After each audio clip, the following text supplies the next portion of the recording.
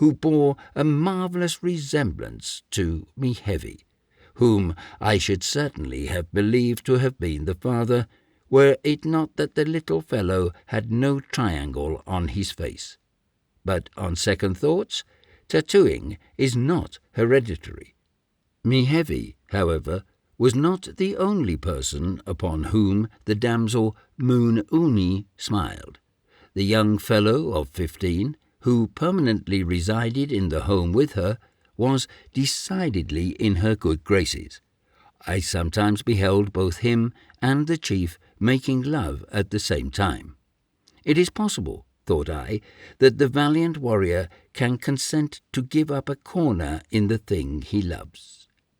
This, too, was a mystery which, with others of the same kind, was afterwards satisfactorily explained.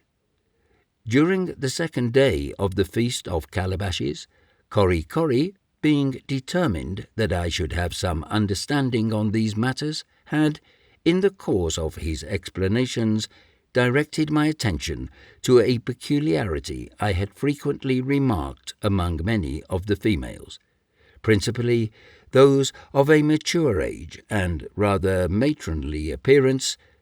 This consisted in having the right hand and the left foot most elaborately tattooed, whilst the rest of the body was wholly free from the operation of the art, with the exception of the minutely dotted lips and slight marks on the shoulders, to which I have previously referred as comprising the sole tattooing exhibited by Fairway, in common with other young girls of her age. The hand and foot thus embellished were, according to Korikori, the distinguishing badge of wedlock, so far as that social and highly commendable institution is known among those people. It answers, indeed, the same purpose as the plain gold ring worn by our fairer spouses.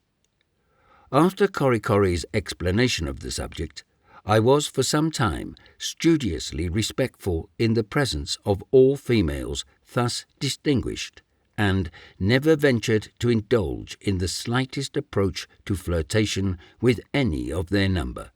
Married women, to be sure, I knew better than to offend them.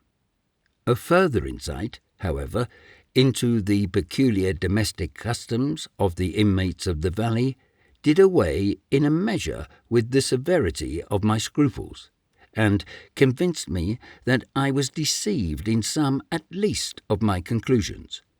A regular system of polygamy exists among the islanders, but of a most extraordinary nature.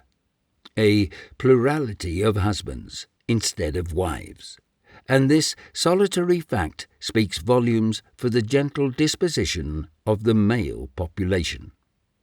Where else, indeed, could such a practice exist, even for a single day?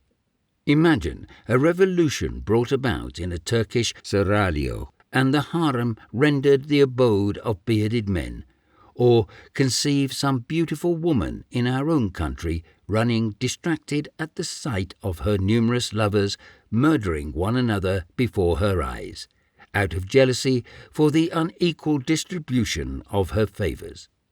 Heaven defend us from such a state of things. We are scarcely amiable and forbearing enough to submit to it.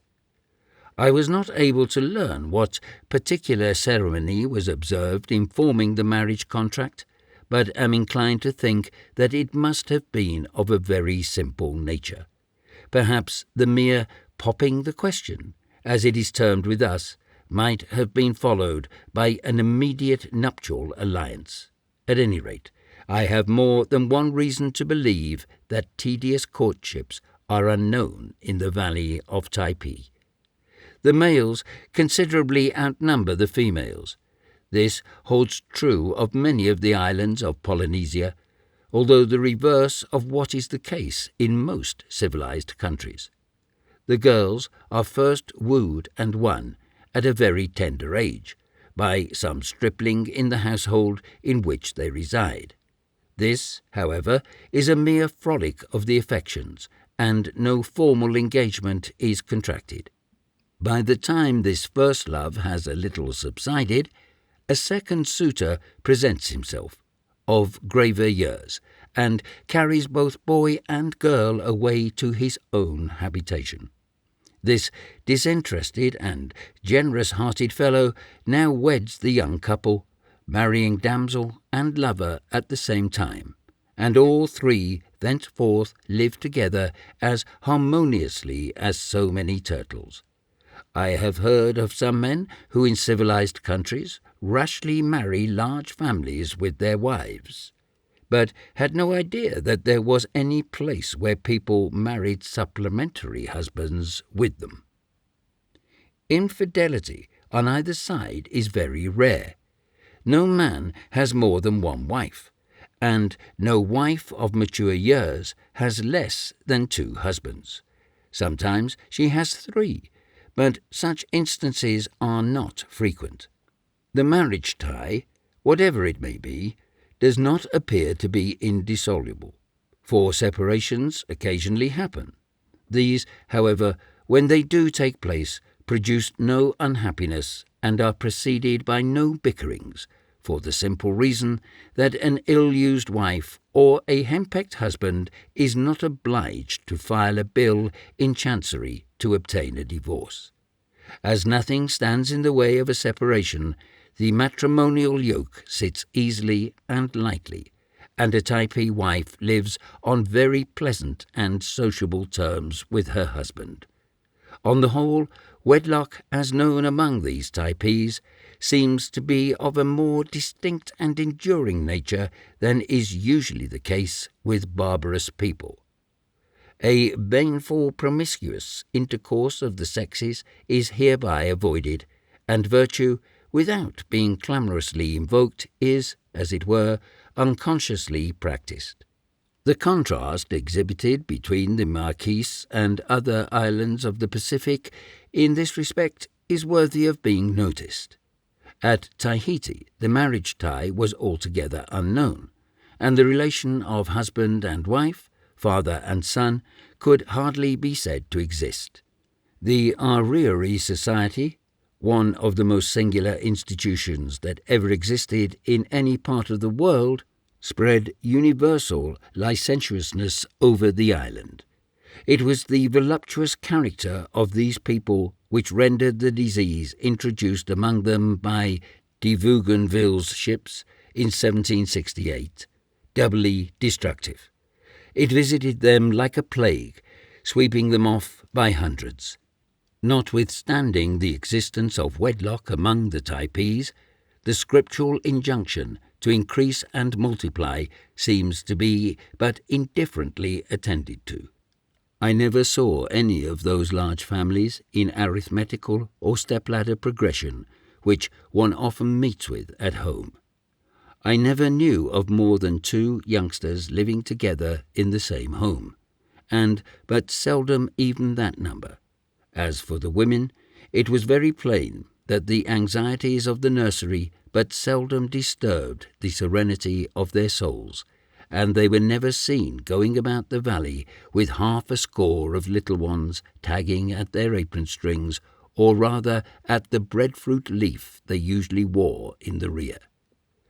The ratio of increase among all the Polynesian nations is very small, and in some places, as yet uncorrupted by intercourse with Europeans, the births would appear not very little to outnumber the deaths.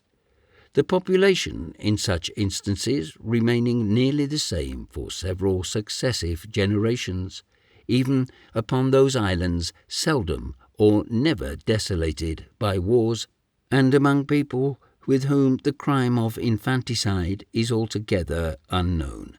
This would seem expressively ordained by Providence to prevent the overstocking of the islands with a race too indolent to cultivate the ground, and who, for that reason alone, would, by any considerable increase in their numbers, be exposed to the most deplorable misery.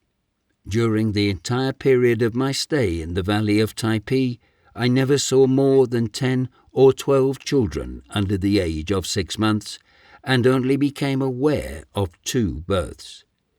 It is to the absence of the marriage tie that the late rapid decrease of the population of the Sandwich Islands and of Tahiti is in part to be ascribed.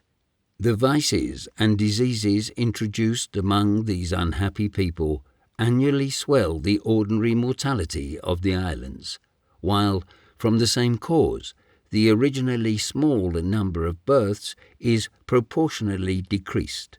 Thus, the progress of the Hawaiians and Tahitians to utter extinction is accelerated in a sort of compound ratio. I have before had occasion to remark that I never saw any of the ordinary signs of a pace of sepulture in the valley, a circumstance which I attributed at the time to my living in a particular part of it, and being forbidden to extend my rambles to any considerable distance towards the sea. I have since thought it probable, however, that the Taipeis, either desirous of removing from their sight the evidences of morality, or prompted by a taste for rural beauty, may have some charming cemetery situation in the shadowy recesses along the base of the mountains. At Nukuheva, 2 or 3 large quadrangular Typeis, heavily flagged, enclosed with regular stone walls, and shaded over and almost hidden from view by the interlacing branches of enormous trees, were pointed out to me as burial places. The bodies, I understood, were deposited in rude vaults beneath the flagging, and were suffered to remain there without being disinterred. Although nothing could be more strange and gloomy than the aspect of these places, where the lofty trees threw their dark shadows over rude blocks of stone, a stranger looking at them would have discerned none of the ordinary evidences of a place of sepulture. During my stay in the valley, as none of its inmates were so accommodating as to die and be buried in order to gratify my curiosity with regard to their funeral rites, I was reluctantly obliged to remain in ignorance of them. As I have reason to believe, however, the observances of the Taipeis in these matters are the same with those of all the other tribes in the island, I will here relate a scene I chanced to witness at Nukuheva. A young man had died about daybreak in a house near the beach. I had been sent ashore that morning and saw a good deal of the preparations they were making for his obsequies. The body, neatly wrapped in a new white tapa, was laid out in an open shed of coconut boughs, upon a bier constructed of elastic bamboos, ingeniously twisted together. This was supported about 2 feet from the ground by large canes planted uprightly in the earth. 2 females of a dejected appearance watched by its side, plaintively chanting and beating the air with large grass fans whitened with pipe clay. In the dwelling-house adjoining, a numerous company we assembled, and various articles of food were being prepared for consumption. 2 or 3 individuals, distinguished by headdresses of beautiful tapa, and wearing a great number of ornaments, appeared to officiate as masters of the ceremonies. By noon the entertainment had fairly begun, and we were told that it would last during the whole of the 2 following days. With the exception of those who mourned by the corpse, everyone seemed disposed to drown the sense of the late bereavement in convivial indulgence. The girls, decked out in their savage finery, danced. The old men chanted. The warriors smoked and chatted, and the young and lusty of both sexes feasted plentifully, and seemed to enjoy themselves as pleasantly as they could have done had it been a wedding. The islanders understand the art of embalming and practice it with such success that the bodies of their great chiefs are frequently preserved for many years in the very houses where they died. I saw 3 of these in my visit to the Bay of Tio. One was enveloped in immense folds of tapa, with only the face exposed, and hung erect against the side of the dwelling. The others were stretched out upon biers of bamboo in open, elevated temples, which seemed consecrated to their memory. The heads of enemies killed in battle are invariably preserved and hung up as trophies in the house of the conqueror. I am not acquainted with the process which is in use, but believe that fumigation is the principal agency employed. All the remains which I saw presented the appearance of a ham after being suspended for some time in a smoky chimney. But to return from the dead to the living. The late festival had drawn together, as I had every reason to believe, the whole population of the Vale, and consequently I was enabled to make some estimate with regard to its numbers. I should imagine that there were about 2,000 inhabitants in Typee, and no number could have been better adapted to the extent of the valley. The valley is some 9 miles in length, and may average 1 in breadth, the houses being distributed at wide intervals throughout its whole extent, principally, however, towards the head of the vale. There are no villages. The houses stand here and there in the shadow of the groves, or are scattered along the banks of the winding stream, their golden-hued bamboo sides and gleaming white thatch forming a beautiful contrast to the perpetual verdure in which they are embowered. There are no roads of any kind in the valley, nothing but a labyrinth of footpaths twisting and turning among the thickets without end. The penalty of the fall presses very lightly upon the valley of Typee, for, with one solitary exception of striking a light, I scarcely saw any piece of work performed there which caused the sweat to stand upon a single brow. As for digging and delving for a livelihood, the thing is altogether unknown. Nature has planted the breadfruit and the banana, and in her own good time she brings them to maturity, when the idle savage stretches forth his hand and satisfies his appetite.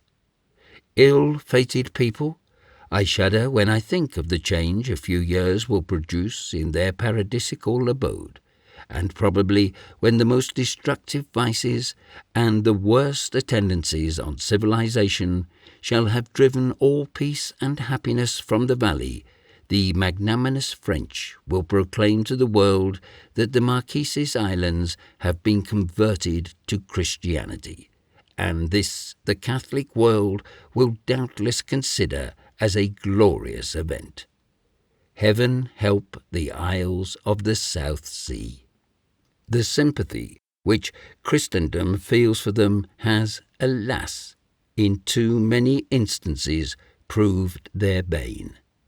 How little do some of these poor islanders comprehend when they look around them, that no inconsiderable part of their disasters originate in certain tea-party excitements, under the influence of which benevolent-looking gentlemen in white cravats solicit alms, and old ladies in spectacles and young ladies in sober russet gowns contribute sixpences towards the creation of a fund, the object of which is to ameliorate the spiritual condition of the Polynesians, but whose end has almost invariably been to accomplish their temporal destruction.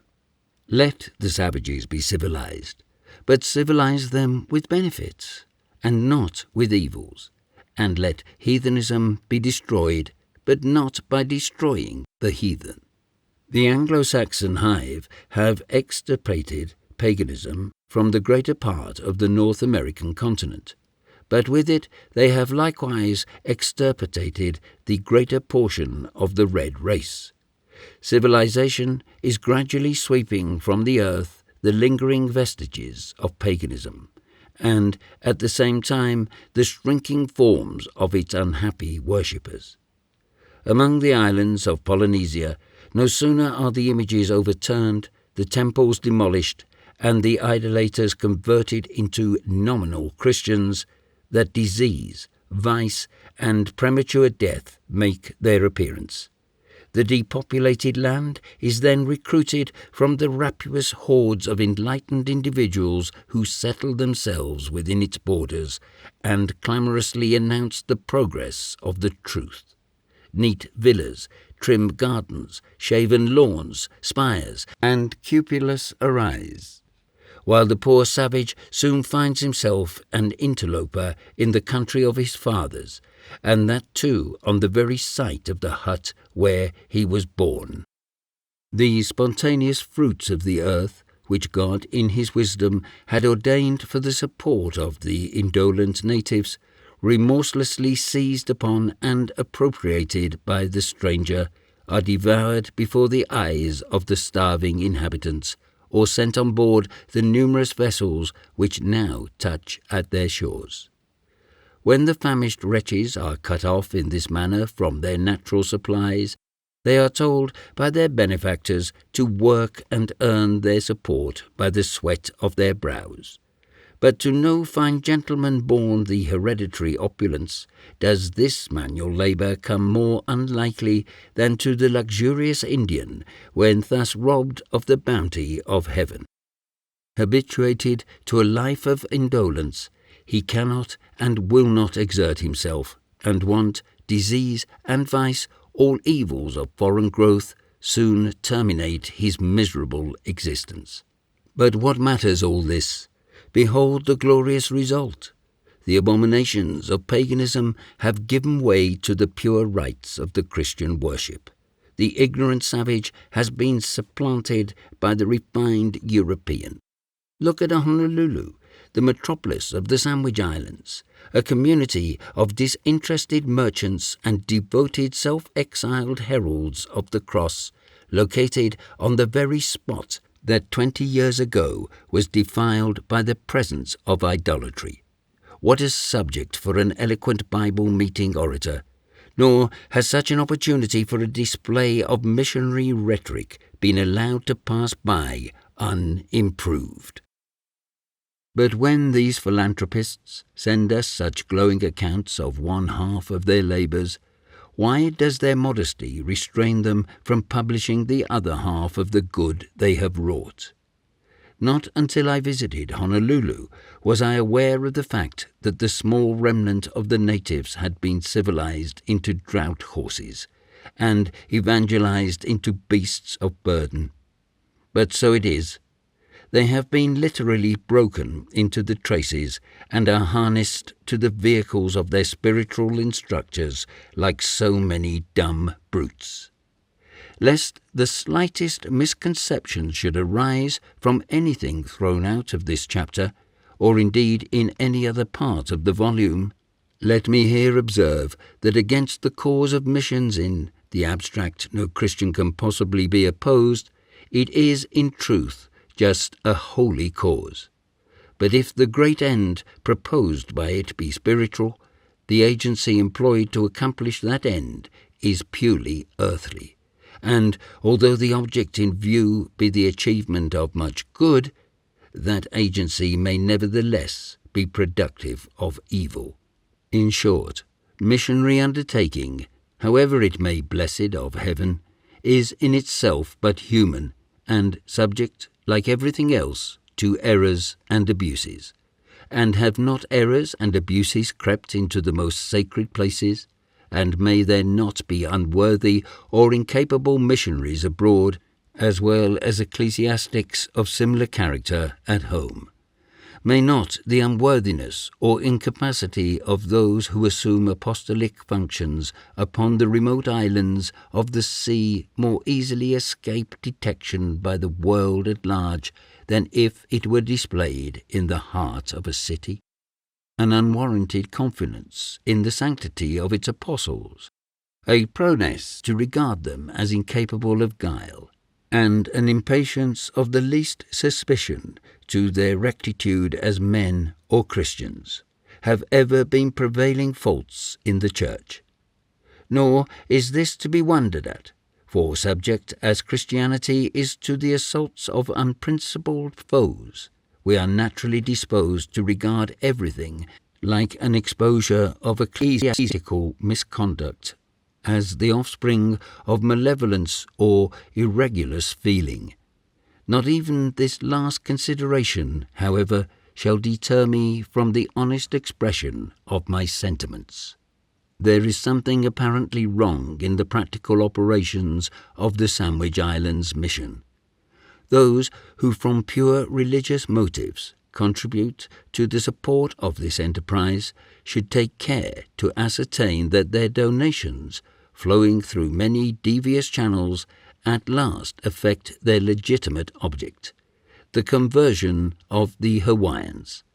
I urge this not because I doubt the moral probity of those who disperse the funds, but because I know that they are not rightly applied. To read pathetic accounts of missionary hardships and glowing descriptions of conversion and baptism taking place beneath palm trees is one thing, and to go to the Sandwich Islands and see the missionaries dwelling in picturesque and prettily furnished coral rock villas, whilst the miserable natives are committing all sorts of immorality around them, is quite another. In justice to the missionaries, however, I will willingly admit that wherever evils may have resulted from their collective mismanagement of the business of the mission, and from the want of vital piety evinced by some of their number, still the present deplorable condition of the Sandwich Islands is by no means wholly chargeable against them. The demoralizing influence of a dissolute foreign population and the frequent visits of all descriptions of vessels have tended not a little to increase the evils alluded to. In a word, here, as in every case where civilization has in any way been introduced among those whom we call savages, she has scattered her vices and withheld her blessings. A wise man as Shakespeare has said that the bearer of evil tidings hath but a losing office, and so I suppose will it prove with me, in communicating to the trusting friends of the Hawaiian mission what has been disclosed in various portions of this narrative. I am persuaded, however, that as these disclosures will by their very nature attract attention, so they will lead to something which will not be without ultimate benefit to the cause of Christianity in the Sandwich Islands. I have but one more thing to add in connection with this subject. Those things which I have stated as facts will remain facts, in spite of whatever the bigoted or incredulous may say or write against them. My reflections, however, on those facts may not be free from error. If such be the case, I claim no further indulgence than should be conceded to every man whose object is to do good.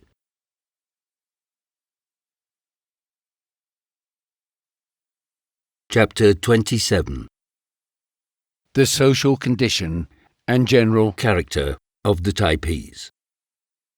I have already mentioned that the influence exerted over the people of the valley by their chiefs was mild in the extreme, and as to any general rule or standard of conduct by which the commonalty were governed in their intercourse with each other, so far as my observation extended, I should be almost tempted to say that none existed on the island, except, indeed, the mysterious taboo be considered as such. During the time I lived among the Taipeis, no one was ever put upon his trial for any offence against the public. To all appearances, there were no courts of law or equity, no municipal police for the purpose of apprehending vagrants and disorderly characters. In short, there were no legal provisions whatever for the well-being and conservation of society, the enlightened end of civilized legislation. And yet, everything went on in the valley with a harmony and smoothness unparalleled. I will venture to assert, in the most select, refined, and pious associations of mortals in Christendom. How are we to explain this enigma? These islanders were heathens, savages, aye, cannibals, and how came they, without the aid of established law, to exhibit in so eminent a degree that social order which is the greatest blessing and highest pride of the social state? It may reasonably be inquired, how were these people governed? How were their passions controlled in their everyday transactions? It must have been an inherent principle of honesty and charity towards each other. They seem to be governed by that sort of tacit common-sense law which, say what you will of the inborn lawlessness of the human race, has its precepts graven on every breast. The grand principles of virtue and honour, however they may be distorted by arbitrary codes, are the same all the world over. And where these principles are concerned, the right or wrong of any action appears the same to the uncultivated as to the enlightened mind. It is to this indwelling, this universally diffused perception of what is just and noble, that the integrity of the Marquesans in their intercourse with each other is to be attributed. In the darkest nights they slept securely, with all their worldly wealth around them, in houses the doors of which were never fastened. The disquieting ideas of theft or assassination never disturbed them. Each islander reposed beneath his own palmetto thatching, or sat under his own breadfruit trees, with none to molest or alarm him. There was not a padlock in the valley, nor anything that answered the purpose of one. Still, there was no community of goods. This long spear, so elegantly carved and highly polished, belongs to Wormono. It is far handsomer than the one which old Maheo so greatly prizes. It is the most valuable article belonging to its owner, and yet I have seen it leaning against a coconut tree in the grove, and there it was found when sought for. Here is a sperm whale tooth, graven all over with cunning devices. It is the property of Ka-Luna. It is the most precious of the damsel's ornaments. In her estimation, its price is far above rubies, and yet there hangs the dental jewel by its cord of braided bark in the girl's house, which is far back in the valley. The door is left open, and all the inmates have gone off to bathe in the stream. The strict honesty which the inhabitants of nearly all the Polynesian islands manifest towards each other is in striking contrast with the thieving propensities some of them evince in their intercourse with foreigners. It would almost seem that, according to their peculiar code of morals, the pilfering of a hatchet or a wrought nail from a European is looked upon as a praiseworthy action. Or rather, it may be presumed that, bearing in mind the wholesale forays made upon them by their nautical visitors, they consider the property of the latter as a fair object of reprisal. This consideration, while it serves to reconcile an apparent contradiction in the moral character of the islanders, should, in some measure, alter that low opinion of it which the reader of South Sea Voyagers is too apt to form. So much for the respect in which personal property is held in Typee. How secure an investment of real property may be, I cannot take upon me to say. Whether the land of the valley was the joint property of its inhabitants, or whether it was parcelled out among a certain number of landed proprietors who allowed everybody to squat and poach as much as he or she pleased, I never could ascertain.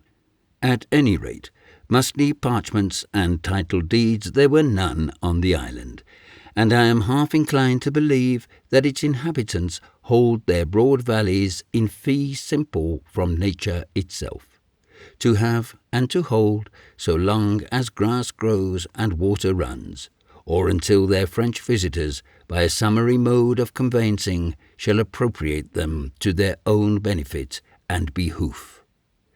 Yesterday I saw Korikori hie him away, armed with a long pole, with which, standing on the ground, he knocked down the fruit from the topmost boughs of the trees, and brought them home in his basket of coconut leaves. Today I see an islander whom I know to reside in a distant part of the valley doing the self-same thing. On the sloping bank of the stream are a number of banana trees. I have often seen a score or two of young people making a merry foray on the great golden clusters, and bearing them off one after another to different parts of the vale, shouting and trampling as they went. No churlish old curmudgeon could have been the owner of that grove of breadfruit trees, or of those gloriously yellow bunches of bananas. From what I have said, it will be perceived that there is a vast difference between personal property and real estate in the valley of Typee. Some individuals, of course, are more wealthy than others. For example, the ridgepole of Maheo's house bends under the weight of many a huge packet of tapa. His long couch is laid with mats placed upon the other 7 deep. Outside, Tina has ranged along in her bamboo cupboard, or whatever the place may be called, a goodly array of calabashes and wooden trenchers. Now the house just beyond the grove, next to Maheo's, occupied by Ruaruga, is not quite so well furnished.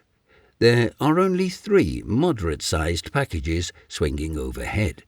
There are only 2 layers of mats beneath, and the calabashes and trenchers are not so numerous, nor so tastefully stained and carved. But then Ruaruga has a house, not so pretty a one, to be sure, but just as commodious as Maheo's, and I suppose if he wished to vie with his neighbour's establishment, he could do so with very little trouble. These, in short, constituted the chief differences perceivable in the relative wealth of the people in Typee. Civilization does not engross all the victims of humanity. She has not even her full share of them. They flourish in greater abundance and attain greater strength among many barbarous people. The hospitality of the wild Arab, the courage of the North American Indian, and the faithful friendship of some kind of Polynesian nations far surpass anything of a similar kind among the polished communities of Europe. If truth and justice and the better principles of our nature cannot exist unless enforced by the statute book, how are we to account for the social condition of the Taipeis? So pure and upright were they in all the relationships of life, that entering their valley, as I did, under the most erroneous impressions of their character, I was soon led to exclaim in amazement, "Are these the ferocious savages, the bloodthirsty cannibals, of whom I have heard such frightful tales?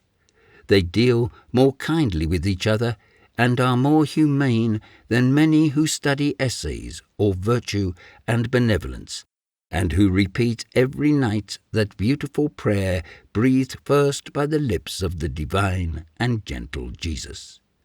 I will frankly declare that after passing a few weeks in this valley of the Marquises, I formed a higher estimate of human nature than I had ever before entertained.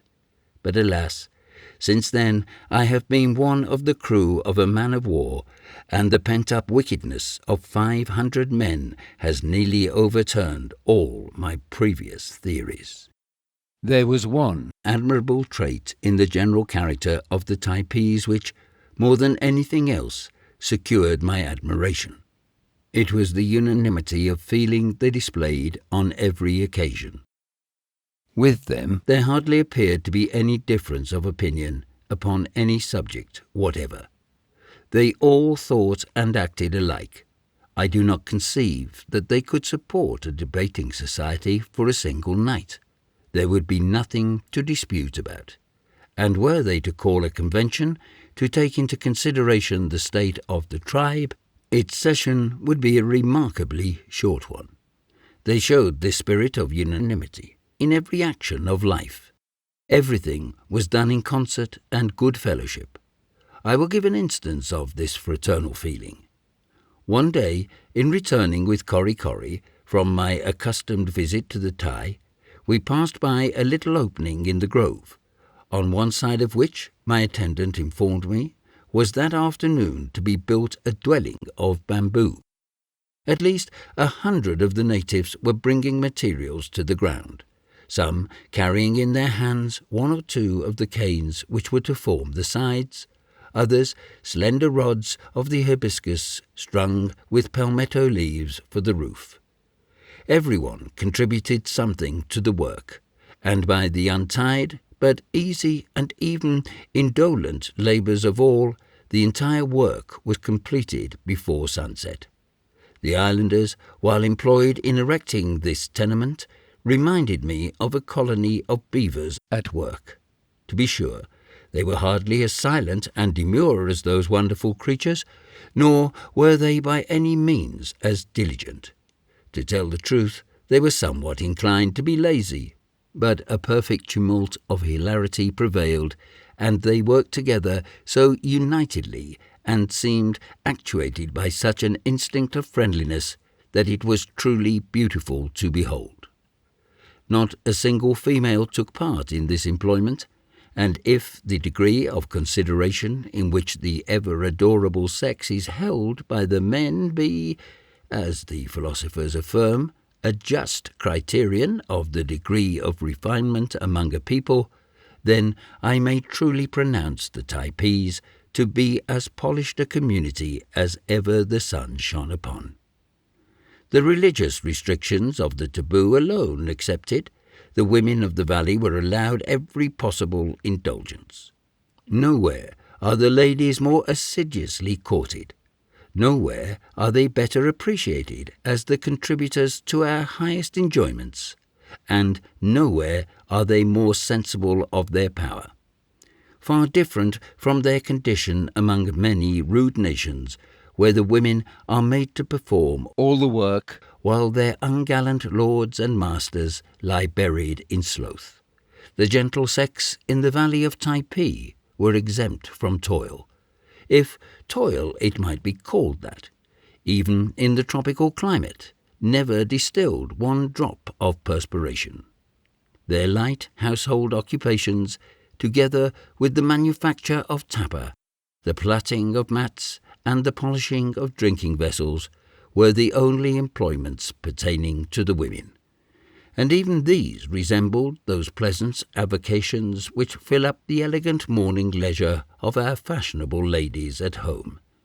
But in these occupations, slight and agreeable though they were, the giddy young girls very seldom engaged. Indeed, these wilful, care-killing damsels were averse to all useful employment. Like so many spoiled beauties, they ranged through the groves, bathed in the stream, danced, flirted, played all manner of mischievous pranks, and passed their days in one merry round of thoughtless happiness. During my whole stay on the island, I never witnessed a single quarrel, nor anything that in the slightest degree approached even to a dispute. The natives appeared to form one household whose members were bound together by the ties of strong affection. The love of kindred I did not so much perceive, for it seemed blended in the general love, and where all were treated as brothers and sisters, it was hard to tell who were actually related to each other by blood. Let it not be supposed that I have overdrawn this picture. I have not done so, nor let it be urged that the hostility of this tribe to foreigners and the hereditary feuds they carry on against their fellow islanders beyond the mountains are facts which contradict me. Not so. These apparent discrepancies are easily reconciled by many a legendary tale of violence and wrong, as well as by events which have passed before their eyes, these people have been taught to look upon white men with abhorrence. The cruel invasion of their country by Porter has alone furnished them with ample provocation, and I can sympathize in the spirit which prompts the Typee warrior to guard all the passes to his valley with the point of his levelled spear, and standing upon the beach with his back turned upon his green home to hold at bay the intruding European. As to the origin of the enmity of this particular clan towards the neighbouring tribes, I cannot so confidently speak. I will not say that their foes are the aggressors, nor will I endeavour to palliate their conduct. But surely, if our evil passions must find vent, it is far better to expend them on strangers and aliens than in the bosom of the community in which we dwell. In many polished countries, civil contentions, as well as domestic enmities, are prevalent, and the same time that the most atrocious foreign wars are waged. How much less guilty, then, are our islanders who of these three sins are only chargeable with one, and that the least criminal. The reader will ere long have reason to suspect that the Taipeis are not free from the guilt of cannibalism, and he will then, perhaps, charge me with admiring a people against whom so odious a crime is chargeable. But this only enormity in their character is not half so horrible as it is usually described. According to the popular fictions, the crews of vessels shipwrecked on some barbarous coast are eaten alive like so many dainty joints by the uncivil inhabitants, and unfortunate voyagers are lured into smiling and treacherous bays, knocked on the head with outlandish war clubs, and served up without any preliminary dressing. In truth, so horrific and improbable are these accounts that many sensible and well-informed people will not believe that any cannibals exist, and place every book of voyages which purports to give any account of them on the same shelf with Bluebeard and Jack the Giant Killer, while others, implicitly crediting the most extravagant fictions, firmly believe that there are people in the world with tastes so depraved that they would infinitely prefer a single mouthful of material humanity to a good dinner of roast beef and plum pudding. But here, truth, who loves to be centrally located, is again found between the two extremes. For cannibalism, to a certain moderate extent, is practiced among several of the primitive tribes in the Pacific, but it is upon the bodies of slain enemies alone, and horrible and fearful as the custom is, immeasurably as it is to be abhorred and condemned, still I assert that those who indulge in it are in other respects humane and virtuous.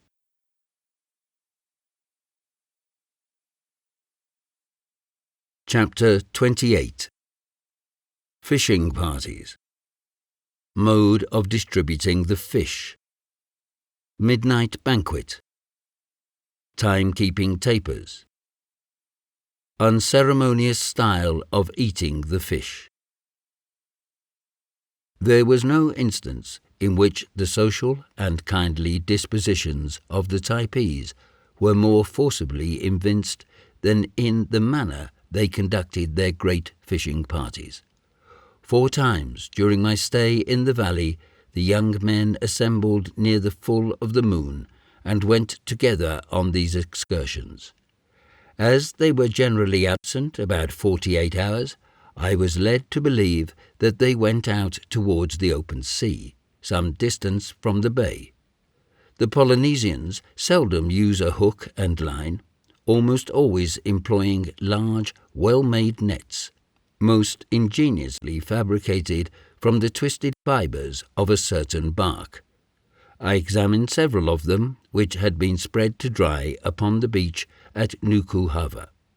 They resemble very much our own seines, and I should think they were nearly as durable. All the South Sea Islanders are passionately fond of fish, but none of them can be more so than the inhabitants of Typee. I could not comprehend, therefore, why they so seldom sought it in their waters, for it was only at stated times that the fishing parties were formed, and these occasions were always looked forward to with no small degree of interest. During their absence, the whole population of the place were in a ferment, and nothing was talked of but pihi, pihi, fish, fish. Towards the time when they were expected to return, the vocal telegraph was put into operation. The inhabitants, who were scattered throughout the length of the valley, leaped upon rocks and into trees, shouting with delight at the thoughts of the anticipated treat. As soon as the approach of the party was announced, there was a general rush of the men towards the beach, some of them remaining, however, about the Thai in order to get matters in readiness for the reception of the fish, which were brought to the taboo groves in immense packages of leaves, each one of them being suspended from a pole carried on the shoulders of 2 men. I was present at the Thai on one of these occasions, and the sight was most interesting. After all the packages had arrived, they were laid in a row under the veranda of the building and opened. The fish were all quite small, generally about the size of a herring, and of every variety, about 1/8 of the whole being reserved for the use of the Thai itself. The remainder was divided into numerous smaller packages, which were immediately dispatched in every direction to the remotest parts of the valley. Arrived at their destination, these were in turn portioned out, and equally distributed among the various houses of each particular district. The fish were under a strict taboo until the distribution was completed, which seemed to be effected in the most impartial manner. By the operation of this system, every man, woman, and child in the vale were at one and the same time partaking of this favourite article of food. Once I remember the party arrived at midnight, but the unseasonableness of the tour did not repress the impatience of the islanders. The carriers dispatched from the Thai were to be seen hurrying in all directions through the deep groves, each individual preceded by a boy bearing a flaming torch of dried coconut boughs, which from time to time was replenished from the materials scattered along the path. The wild glare of these enormous flambeaux, lighting up with a startling brilliancy the innermost recesses of the vale, and seen moving rapidly along beneath the canopy of leaves, the savage shout of the excited messengers sounding the news of their approach, which was answered on all sides, and the strange appearance of their naked bodies, seen against the gloomy background, produced altogether an effect upon my mind that I shall long remember. It was on this same occasion that Kori Kori awakened me at the dead hour of night, and in a sort of transport communicated the intelligence contained in the words pihi perni, fish come. As I happened to have been in a remarkably sound and refreshing slumber, I could not imagine why the information had not been deferred until morning. Indeed, I felt very much inclined to fly into a passion and box my valet's ears, but on second thoughts I got quietly up, and on going outside the house was not a little interested by the moving illumination which I beheld. When old Maheyo received his share of the spoils, immediate preparations were made for a midnight banquet. Calabashes of poe were filled to the brim, green breadfruit were roasted, and a huge cake of amar was cut up with a slither of bamboo and laid out on an immense banana leaf. At this supper we were lighted by several of the native tapers, held in the hands of young girls. These tapers are most ingeniously made. There is a nut abounding in the valley, called by the Taipeis are more, closely resembling our common horse chestnut. The shell is broken and the contents extracted whole. Any number of these are strung at pleasure upon the long elastic fibre that traverses the branches of the coconut tree.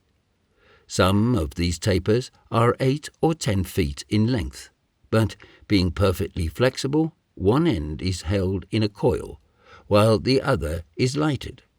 The nut burns with a fitful bluish flame, and the oil that it contains is exhausted in about 10 minutes. As one burns down, the next becomes ignited, and the ashes of the former are knocked into a coconut shell kept for the purpose. This primitive candle requires continual attention, and must be constantly held in the hand. The person so employed marks the lapse of time by the number of nuts consumed, which is easily learned by counting the bits of tapper distributed at regular intervals along the string. I grieve to state so distressing a fact, but the inhabitants of Typee were in the habit of devouring fish much in the same way that a civilized being would eat a radish, and without any more previous preparation. They eat it raw, scales, bones, gills, and all the inside. The fish is held by the tail, and the head being introduced into the mouth, the animal disappears with a rapidity that would at first nearly lead one to imagine it had been launched bodily down the throat. Raw fish! Shall I ever forget my sensations when I first saw my island beauty devour one? Oh, heavens! Fairway, how could you ever have contracted so vile a habit? However, after the first shock had subsided, the custom grew less odious in my eyes, and I soon accustomed myself to the sight. Let no one imagine, however, that the lovely Fairway was in the habit of swallowing great vulgar-looking fishes. Oh no, with her beautiful small hands she would clasp a delicate little golden-hued love of a fish and eat it as elegantly and as innocently as though it were a Naples biscuit. But alas, it was after all a raw fish, and all I can say is that Fairway ate it in a more ladylike manner than any other girl of the valley. When at Rome, do as the Romans do. I held to be so good a proverb that, being in Typee, I made a point of doing as the Taipeis did. Thus I ate poe as they did. I walked about in a garb striking for its simplicity, and I reposed on a community of couches, besides doing many other things in conformity with their peculiar habits. But the farthest I ever went in the way of conformity was on several occasions to regale myself with raw fish. These being remarkably tender and quite small, the undertaking was not so disagreeable in the main, and after a few trials I positively began to relish them. However, I subjected them to a slight operation with a knife previously to making my repast.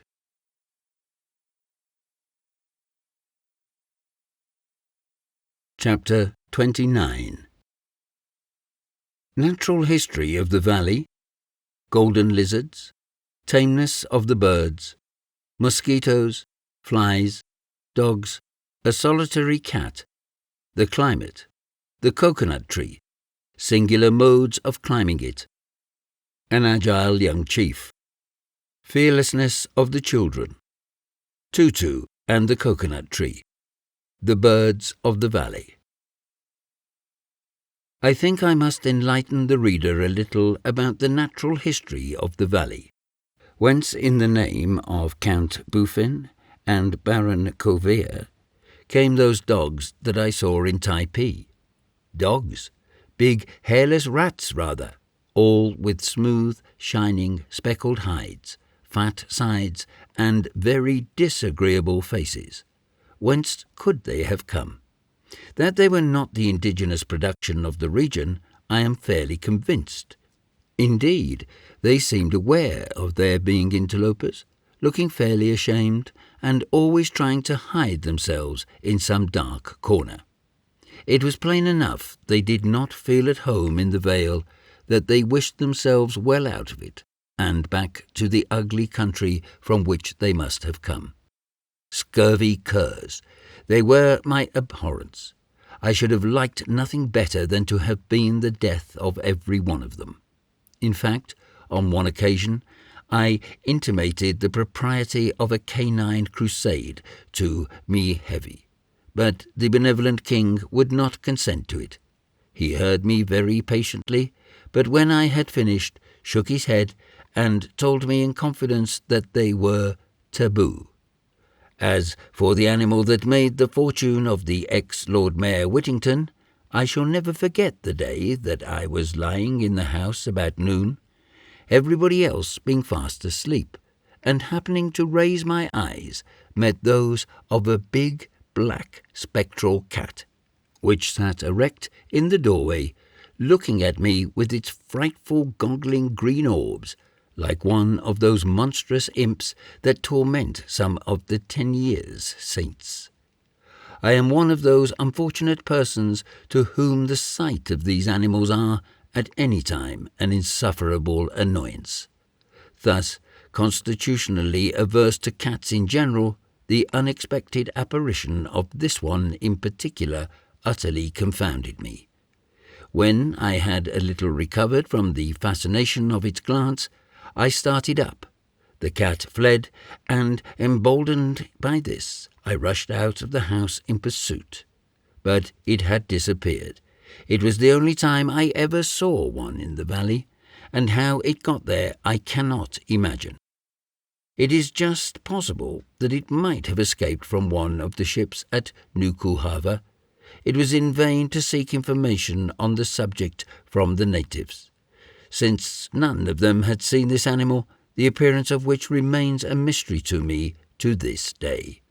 Among the few animals which are to be met with in Typee, there was none which I looked upon with more interest than a beautiful golden-hued species of lizard.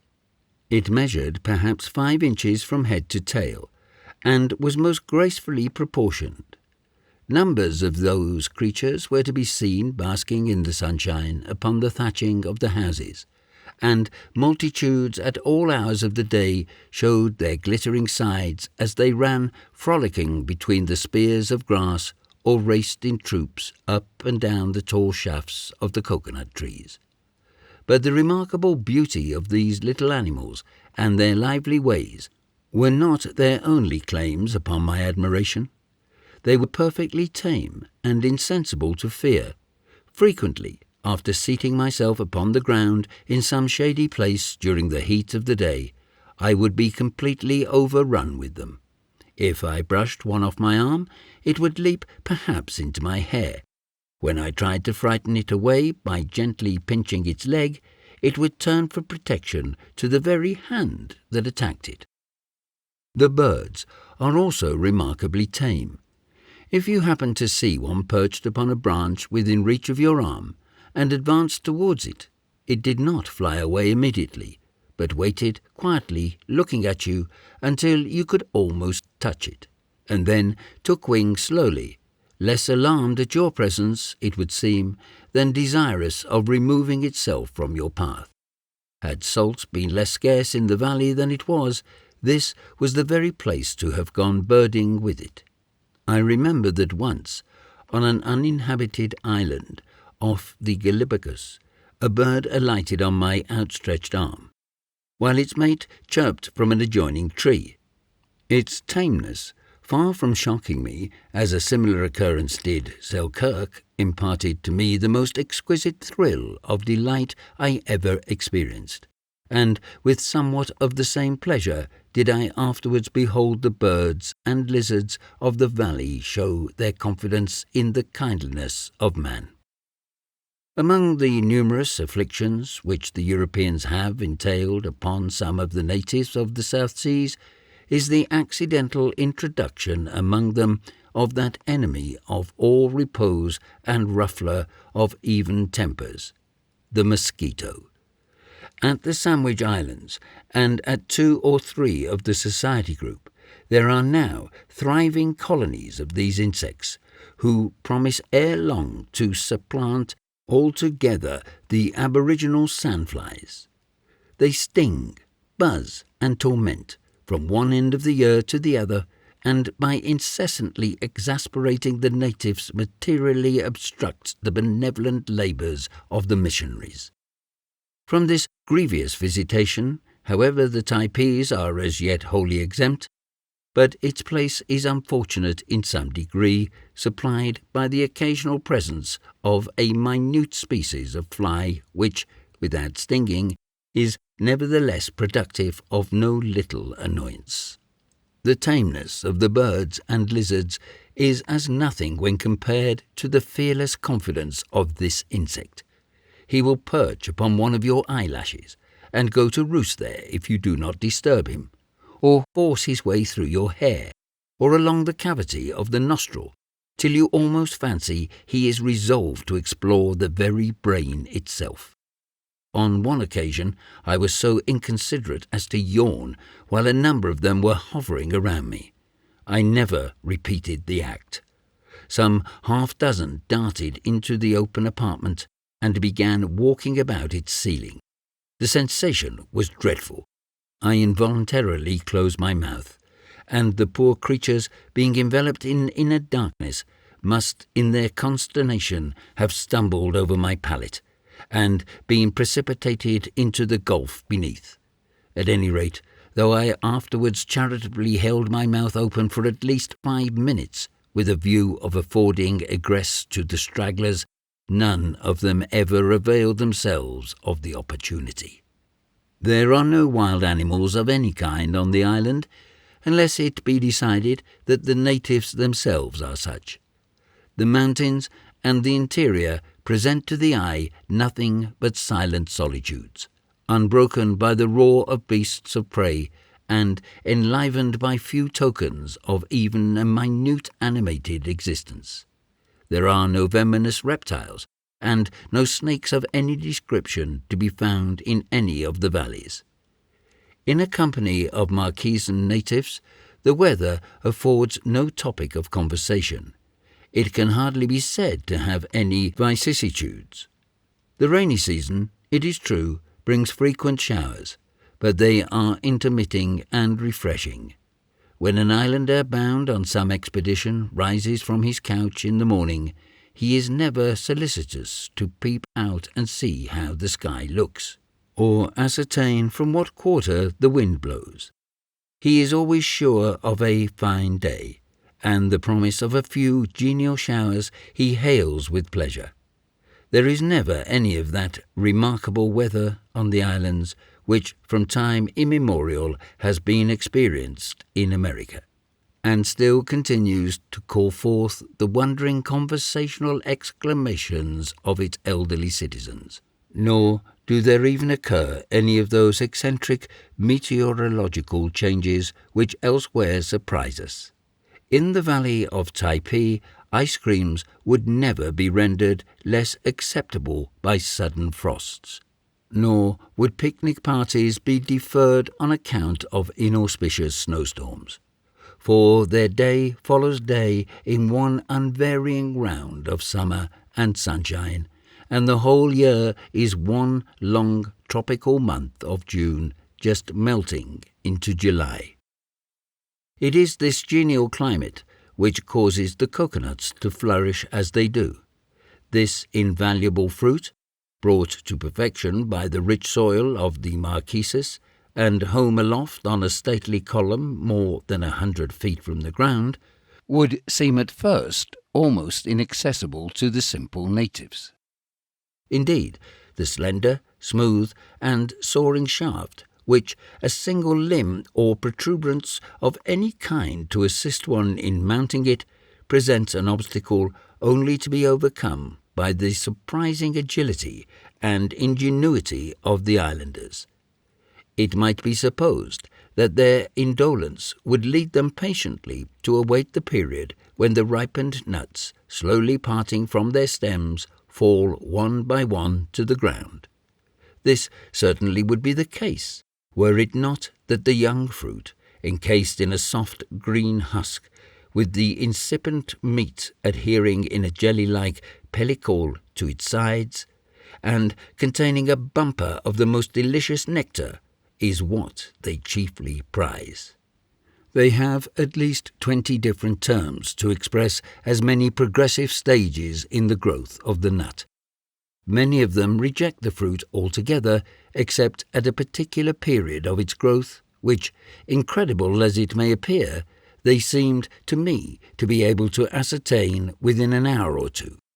Others are still more capricious in their tastes, and after gathering together a heap of all the nuts of all ages, and ingeniously taping them, will first sip from one and then from another, as fastidiously as some delicate wine-bibber experimenting glass in hand among his dusty demijohns of different vintages. Some of the young men, with more flexible frames than their comrades, and perhaps with more courageous souls, had a way of walking up the trunk of the coconut trees which to me seemed little less than miraculous, and when looking at them in the act, I experienced that curious perplexity a child feels when he beholds a fly moving feet uppermost along the ceiling. I will endeavour to describe the way in which Nani, a noble young chief, sometimes performed this feat for my peculiar gratification, but his preliminary performances must also be recorded. Upon my signifying my desire that he should pluck me the young fruit of some particular tree, the handsome savage, throwing himself into a sudden attitude of surprise, feigns astonishment at the apparent absurdity of the request. Maintaining this position for a moment, the strange emotions depicted on his countenance softened down into one of humorous resignation to my will, and then, looking wistfully up to the tufted top of the tree, he stands on tiptoe, straining his neck and elevating his arm as though endeavouring to reach the fruit from the ground where he stands.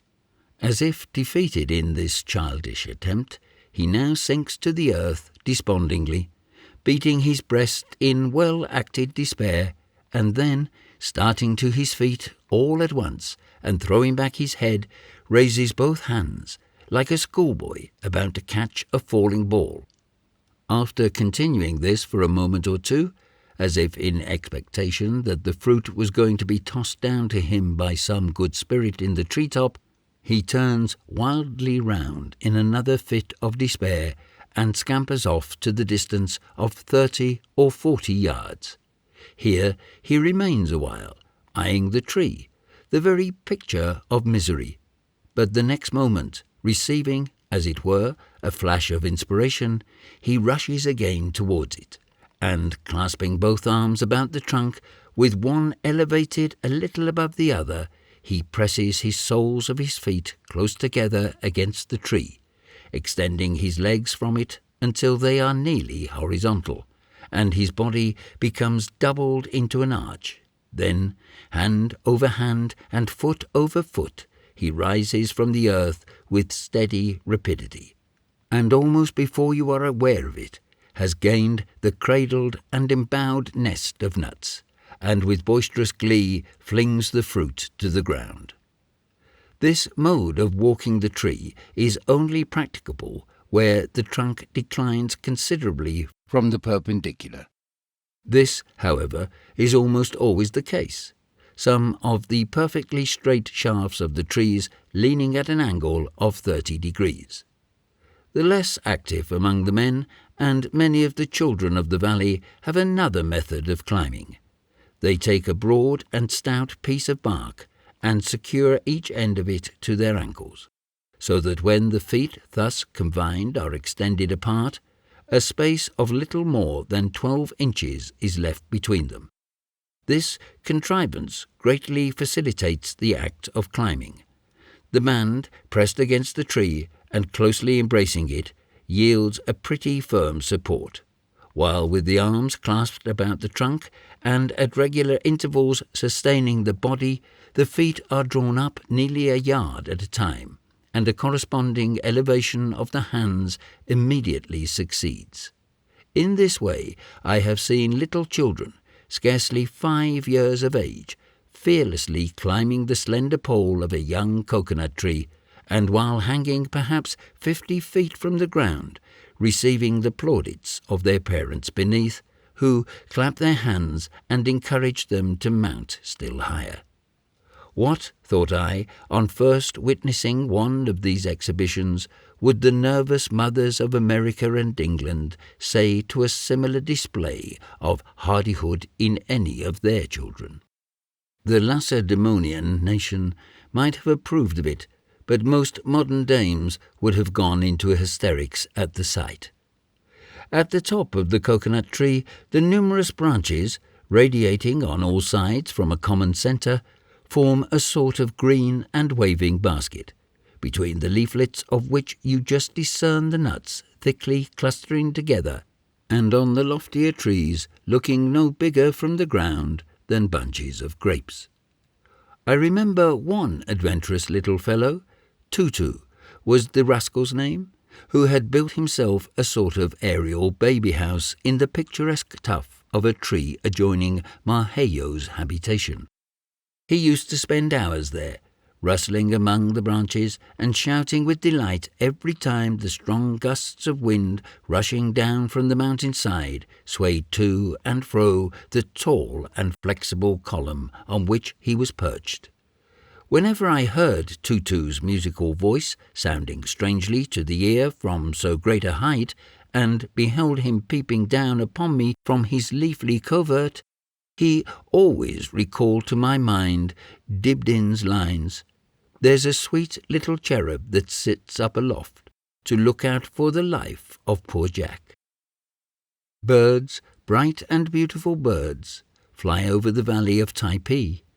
You see them perched aloft among the immovable boughs of the majestic breadfruit trees, or gently swaying on the elastic branches of the omu, skimming over the palmetto thatching of the bamboo huts, passing like spirits on the wing through the shadows of the grove, and sometimes descending into the bosom of the valley in gleaming flights from the mountains.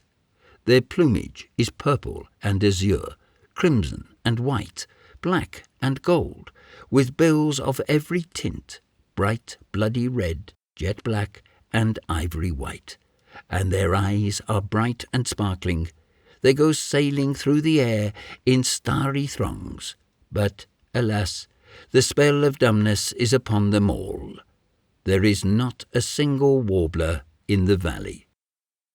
I know not why it was, but the sight of these birds, generally the ministers of gladness, always oppressed me with melancholy, as in their dumb beauty they hovered by me whilst I was walking, or looked down upon me with steady, curious eyes from out the foliage. I was almost inclined to fancy that they knew they were gazing upon a stranger, and that they commiserated his fate.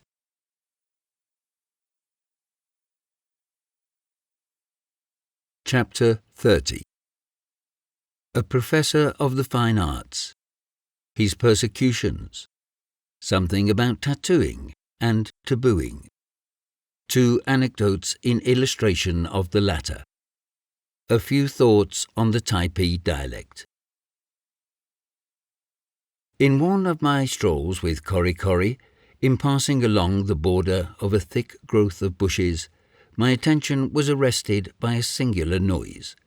On entering the thicket, I witnessed for the first time the operation of tattooing as performed by these islanders. I beheld a man extended flat upon his back on the ground, and, despite the forced composure of his countenance, it was evident that he was suffering agony. His tormentor bent over him, working away for all the world like a stone-cutter with mallet and chisel.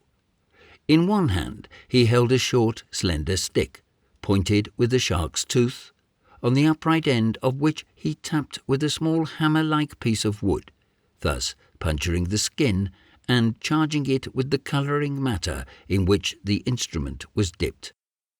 A coconut shell containing this fluid was placed upon the ground.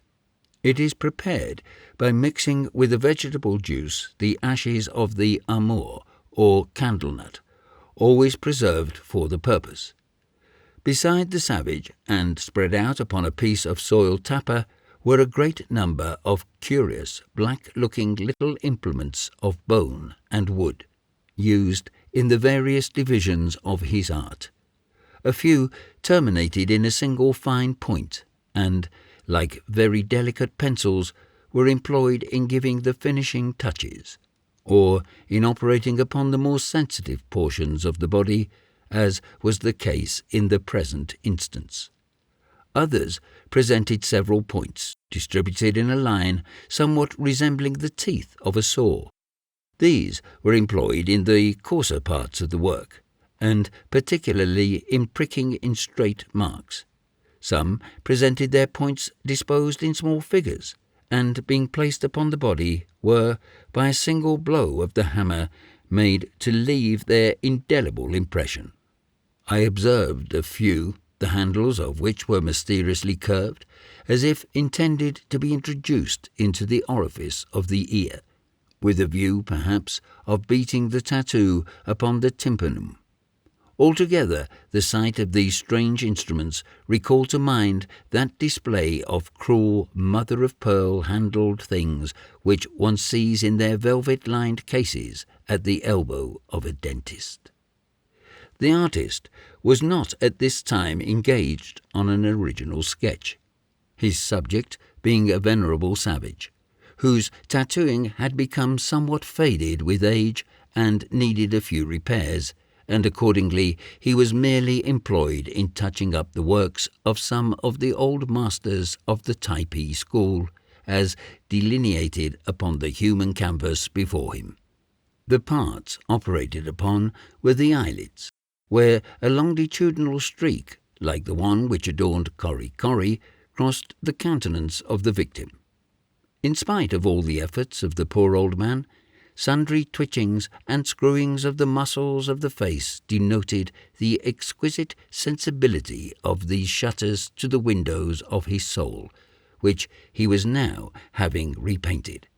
But the artist, with a heart as callous as that of an army surgeon, continued his performance, enlivening his labours with a wild chant, tapping away the while as merrily as a woodpecker. So deeply engaged was he in his work that he had not observed our approach until, after having enjoyed an unmolested view of the operation, I chose to attract his attention.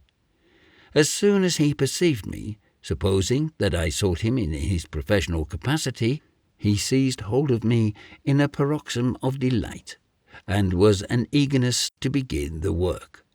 When, however, I gave him to understand that he had altogether mistaken my views, nothing could exceed his grief and disappointment. But recovering from this, he seemed determined not to credit my assertion, and, grasping his implements, he flourished them about in fearful vicinity to my face, going through an imaginary performance of his art, and every moment bursting into some admiring exclamation at the beauty of his designs. Horrified at the bare thought of being rendered hideous for life, if the wretch were to execute his purpose upon me, I struggled to get away from him, while Kori Kori, turning traitor, stood by and besought me to comply with the outrageous request. On my reiterated refusals, the excited artist got half beside himself and was overwhelmed with sorrow at losing so noble an opportunity of distinguishing himself in his profession. The idea of engrafting his tattooing upon my white skin filled him with all a painter's enthusiasm. Again and again he gazed into my countenance, and every fresh glimpse seemed to add to the vehemence of his ambition. Not knowing to what extremities he might proceed, and shuddering at the ruin he might inflict upon my figurehead, I now endeavoured to draw off his attention from it, and, holding out my arm in a fit of desperation, signed to him to commence operations. But he rejected the compromise indignantly, and still continued his attack on my face, as though nothing short of that would satisfy him. When his forefinger swept across my features in laying out the borders of those parallel bands which were to encircle my countenance, the flesh fairly crawled upon my bones. At last, half wild with terror and indignation, I succeeded in breaking away from the three savages and fled towards old Maheo's house, pursued by the indomitable artist, who ran after me, implements in hand. Corry, however, at last interfered and drew him off from the chase. The incident opened my eyes to a new danger, and I now felt convinced that in some luckless hour I should be disfigured in such a manner as never more to have the face to return to my countrymen, even should an opportunity offer. These apprehensions were greatly increased by the desire which King Mihevi and several of the inferior chiefs now manifested that I should be tattooed. The pleasure of the king was first signified to me some 3 days after my casual encounter with Typee, the artist. Heavens, what imprecations I showered upon that Typee! Doubtless he had plotted a conspiracy against me and my countenance, and would never rest until his diabolical purpose was accomplished. Several times I met him in various parts of the valley, and invariably, whenever he descried me, he came running after me with his mallet and chisel, flourishing them about my face as if he longed to begin. What an object he would have made of me! When the king first expressed his wish to me, I made known to him my utter abhorrence of the measure, and worked myself into such a state of excitement that he absolutely stared at me in amazement. It evidently surpassed His Majesty's comprehension how any sober-minded and sensible individual could entertain the least possible objection to so beautifying an operation. Soon afterwards he repeated his suggestion, and, meeting with a little repulse, showed some symptoms of displeasure at my obduracy.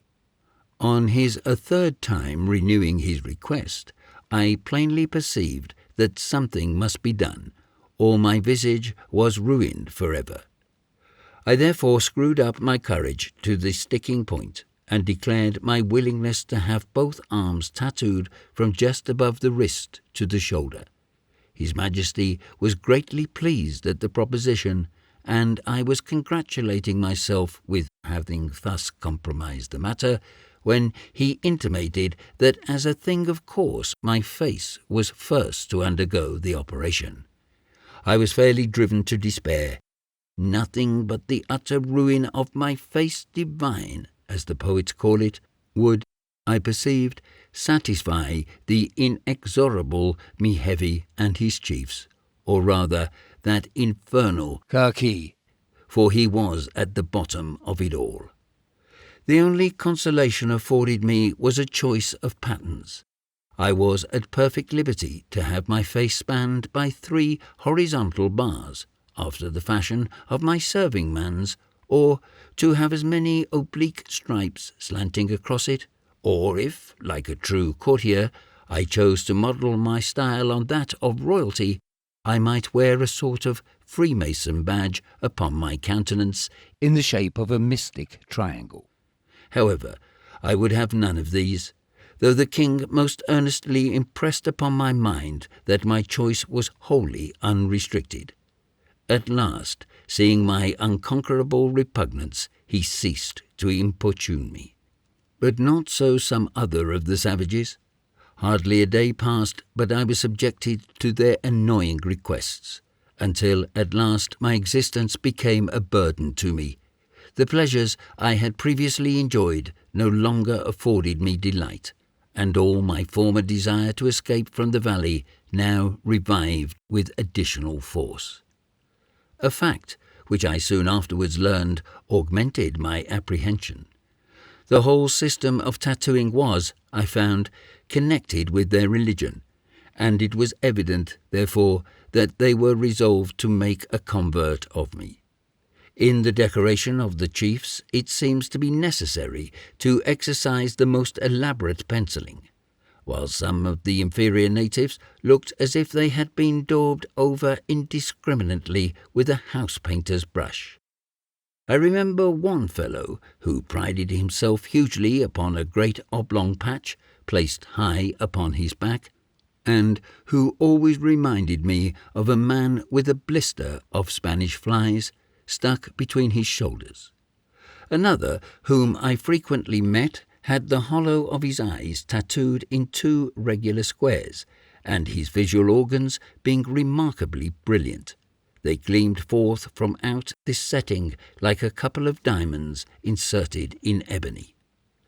Although convinced that tattooing was a religious observance, still the nature of the connection between it and the superstitious idolatry of the people was a point upon which I could never obtain any information.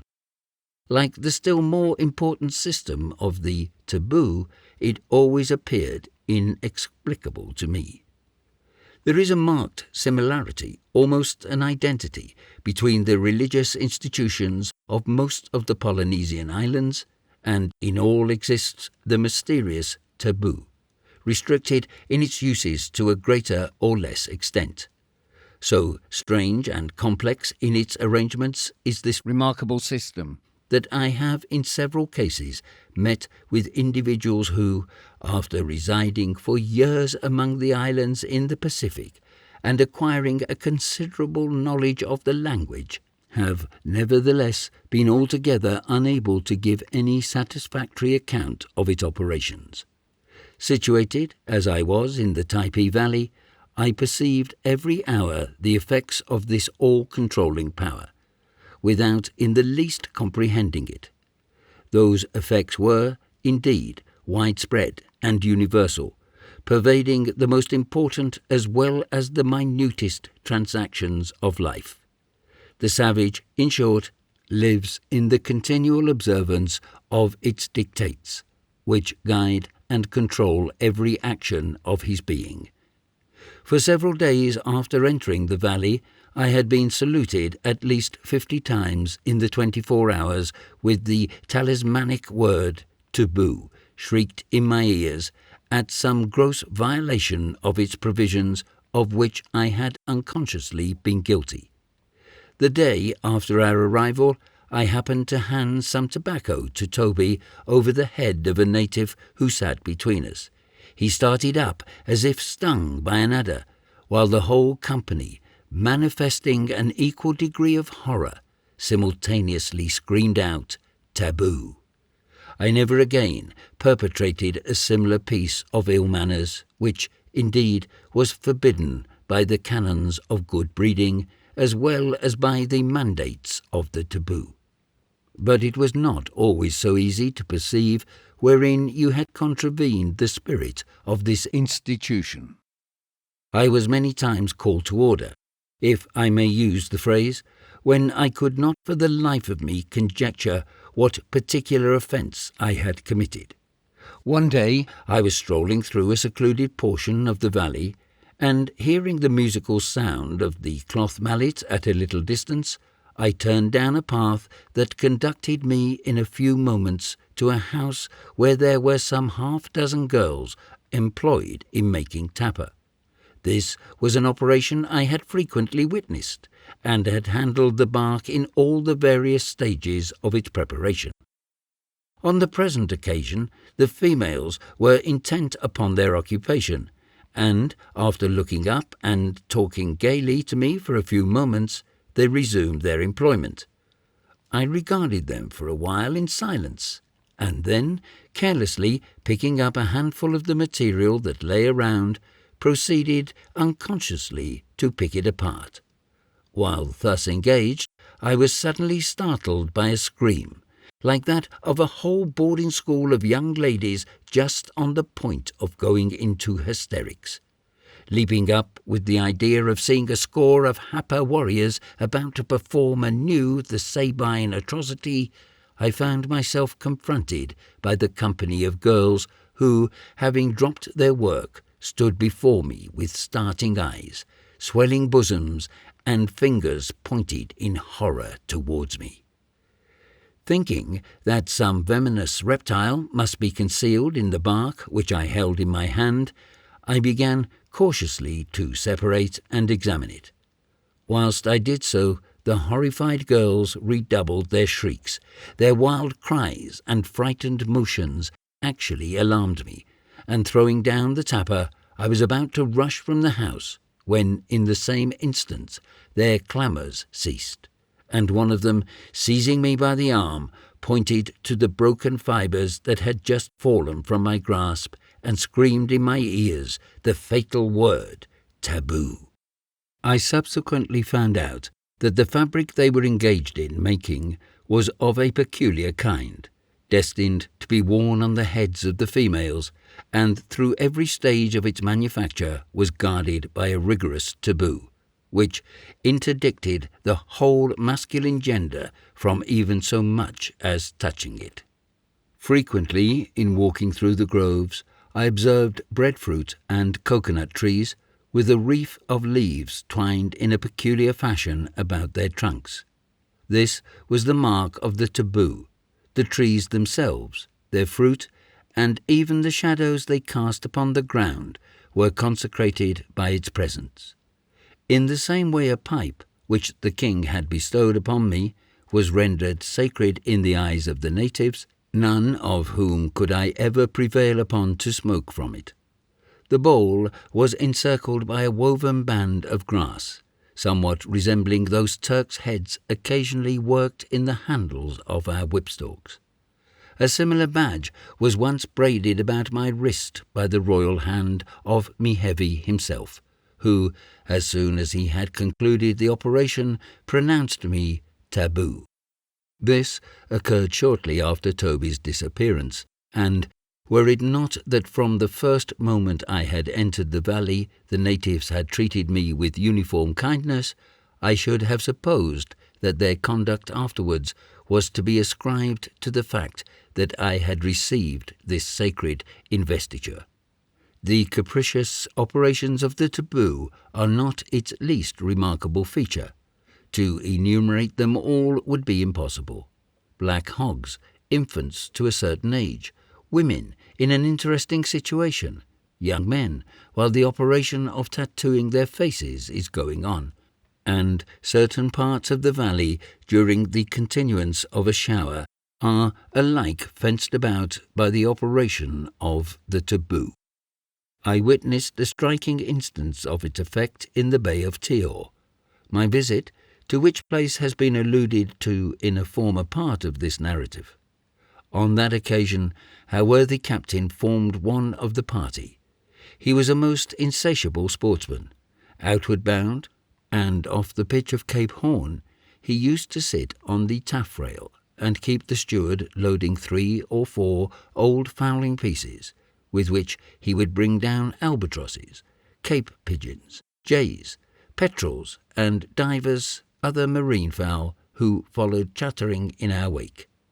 The sailors were struck aghast at his impiety, and one and all attributed our 40 days beating about that horrid headland to his sacrilegious slaughter of these inoffensive birds.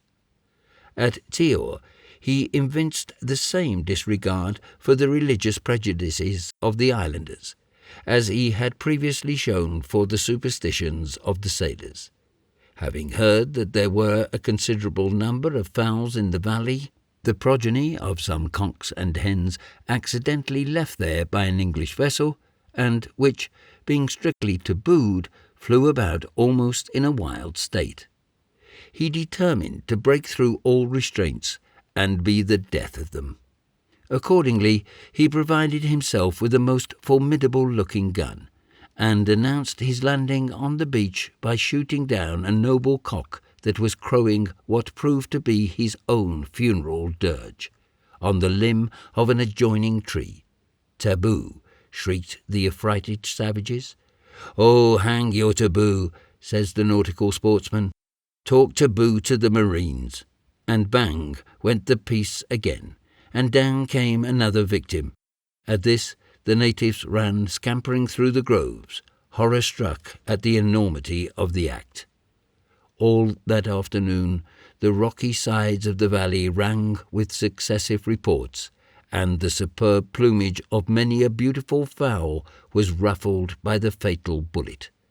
Had it not been that the French admiral with a large party was then in the glen, I have no doubt that the natives, although their tribe was small and dispirited, would have inflicted summary vengeance upon the man who thus outraged their most sacred institutions. As it was, they contrived to annoy him not a little. Thirsting with his exertions, the skipper directed his steps to a stream, but the savages, who had followed at a little distance, perceiving his object, rushed towards him and forced him away from its bank. His lips would have polluted it.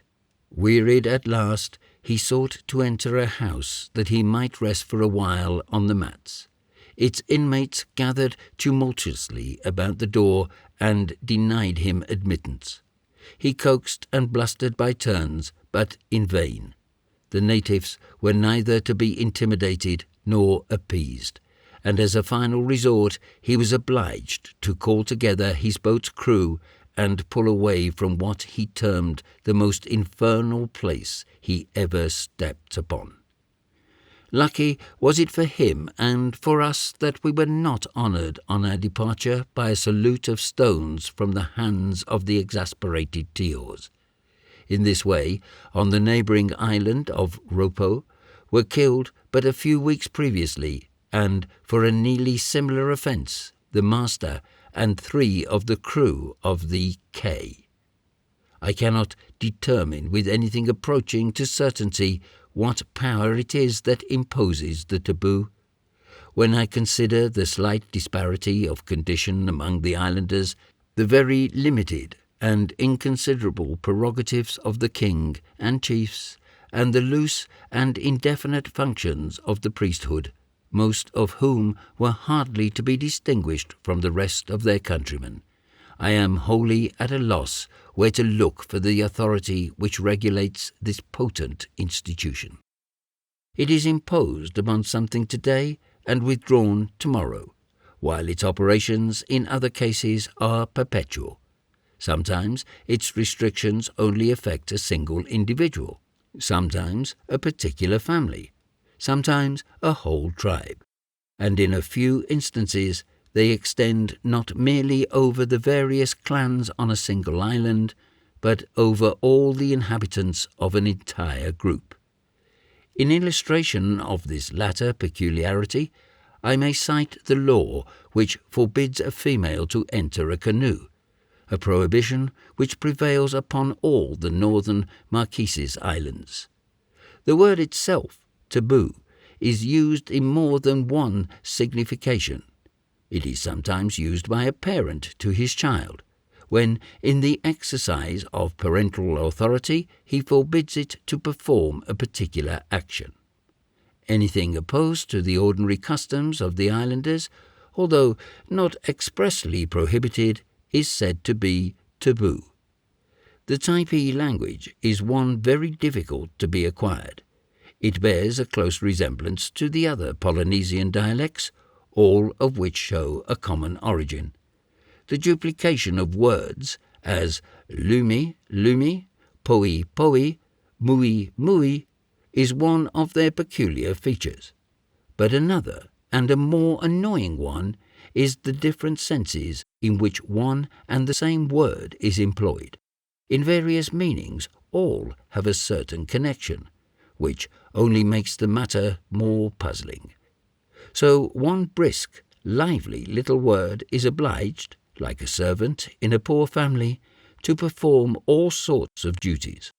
For instance, one particular combination of syllables expresses the ideas of sleep, rest, reclining, sitting, leaning, and all other things anywise analogous thereto, the particular meaning being shown chiefly by a variety of gestures and the eloquent expression of the countenance. The intricacy of these dialects is another peculiarity. In the missionary college at Lahaina Luna on Maui, one of the Sandwich Islands, I saw a tabular exhibition of a Hawaiian verb, conjugated through all its moods and tenses.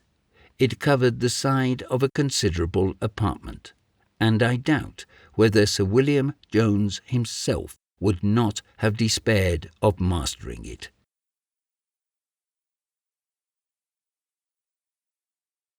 Chapter 31.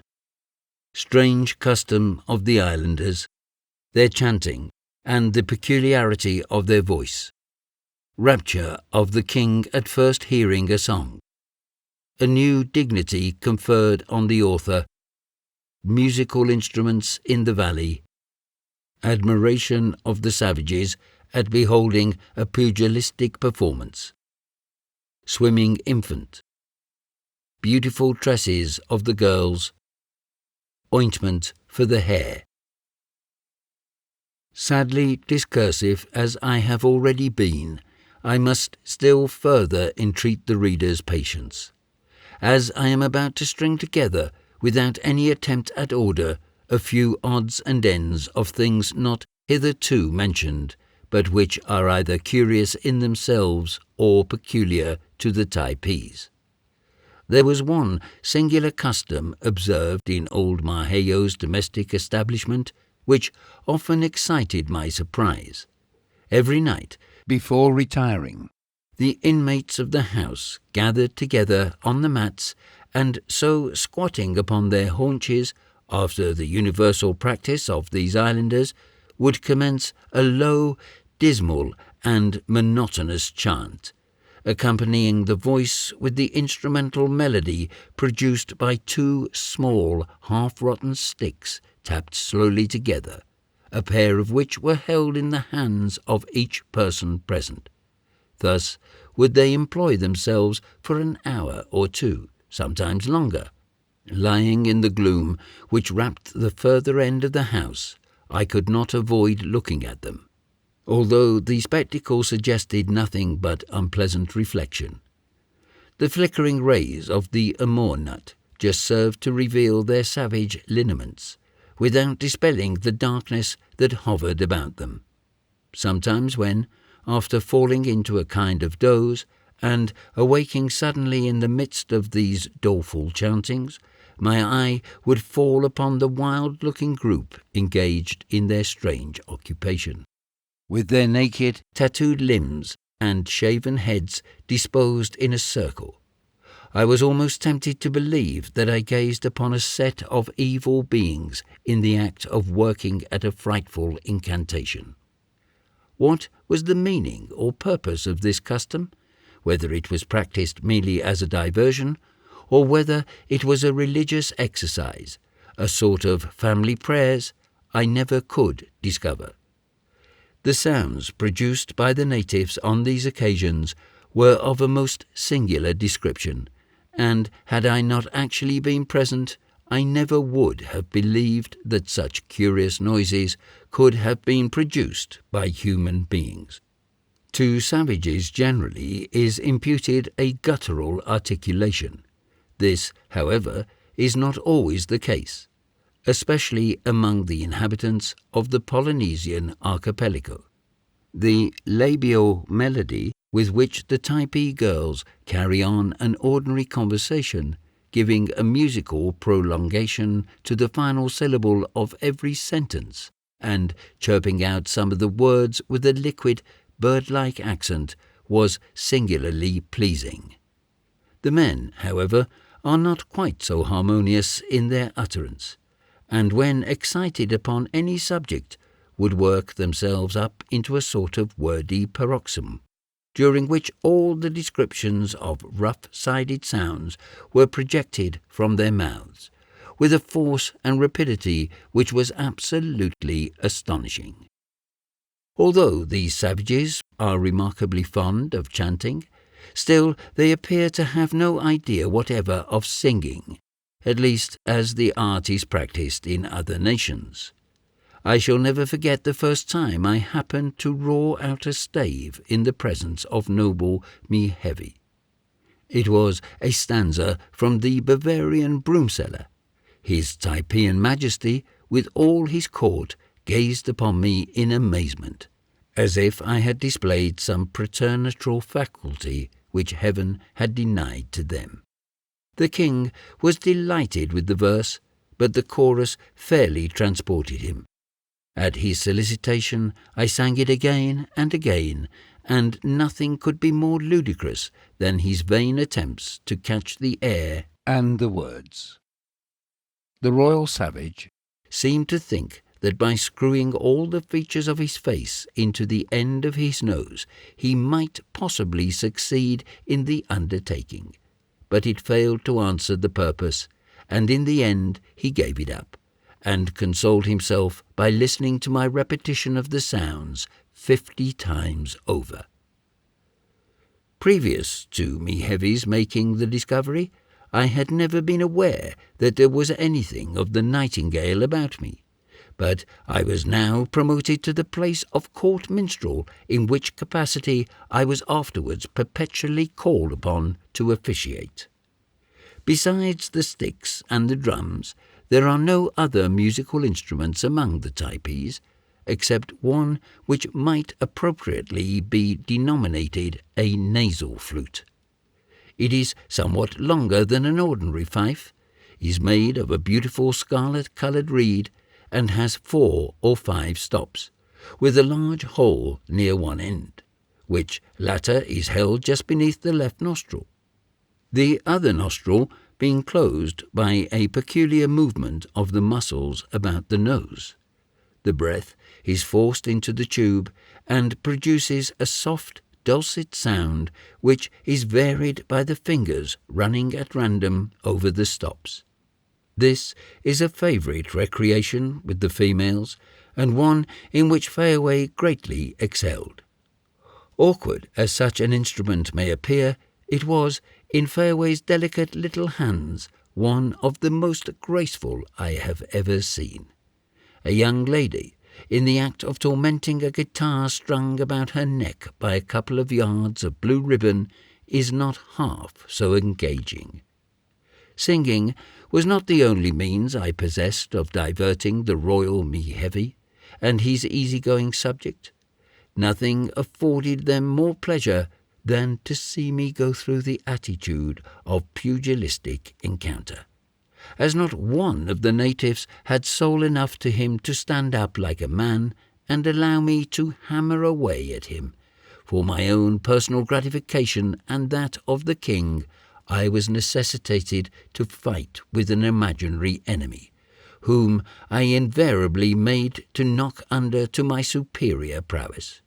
Sometimes, when this sorely battered shadow retreated precipitately towards a group of the savages, and, following him up, I rushed among them, dealing my blows right and left, they would disperse in all directions, much to the enjoyment of Mihevi, the chiefs, and themselves. The noble art of self-defence appeared to be regarded by them as the peculiar gift of the white man, and I make little doubt that they supposed armies of Europeans were drawn up provided with nothing else but bony fists and stout hearts, with which they set to in column and pummelled one another at the word of command. One day, in company with Korikori, I had repaired to the stream for the purpose of bathing, when I observed a woman sitting upon a rock in the midst of the current, and watching with the liveliest interest the gambols of something which at first I took to be an uncommonly large species of frog that was sporting in the water near her. Attracted by the novelty of the sight, I waded towards the spot where she sat, and could hardly credit the evidence of my senses when I beheld a little infant, the period of whose birth could not have extended back many days, paddling about as if it had just risen to the surface after being hatched into existence at the bottom.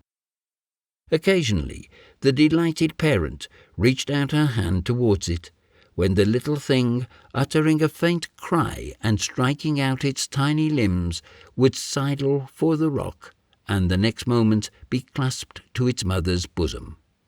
This was repeated again and again, the baby remaining in the stream about a minute at a time. Once or twice it made wry faces at swallowing a mouthful of water, and choked a spluttered as if on the point of strangling. At such times, however, the mother snatched it up by a process scarcely to be mentioned, obliged it to eject the fluid. For several weeks afterwards, I observed this woman bringing her child down to the stream regularly every day, in the cool of the morning and evening, and treating it to a bath. No wonder that the South Sea Islanders are so amphibious a race, when they are thus launched into the water as soon as they see the light.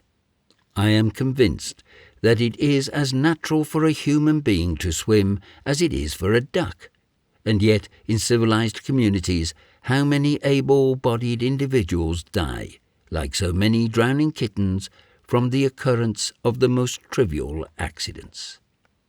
The long, luxuriant and glossy tresses of the Typee damsels often attracted my admiration. A fine head of hair is the pride and joy of every woman's heart.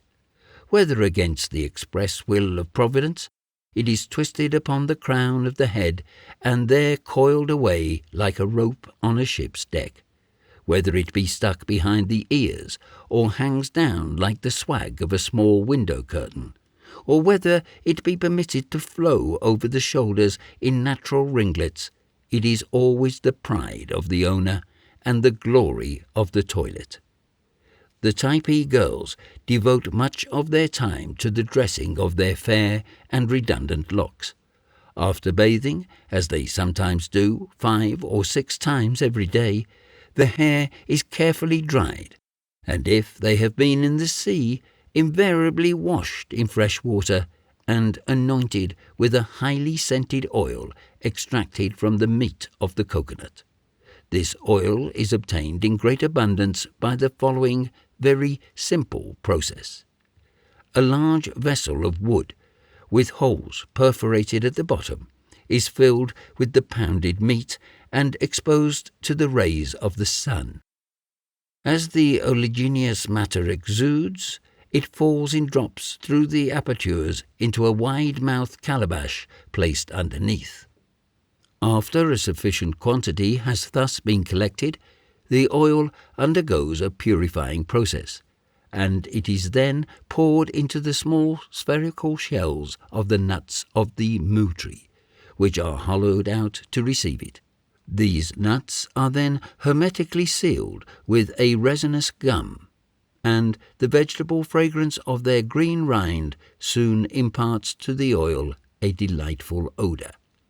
After the lapse of a few weeks, the exterior shell of the nuts becomes quite dry and hard, and assumes a beautiful carnation tint, and when opened they are found to be about 2/3 full of an ointment of light yellow colour and diffusing the sweetest perfume.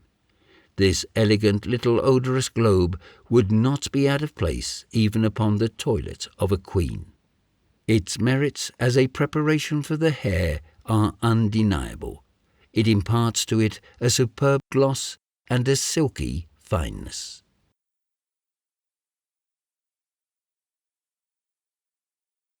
Chapter 32.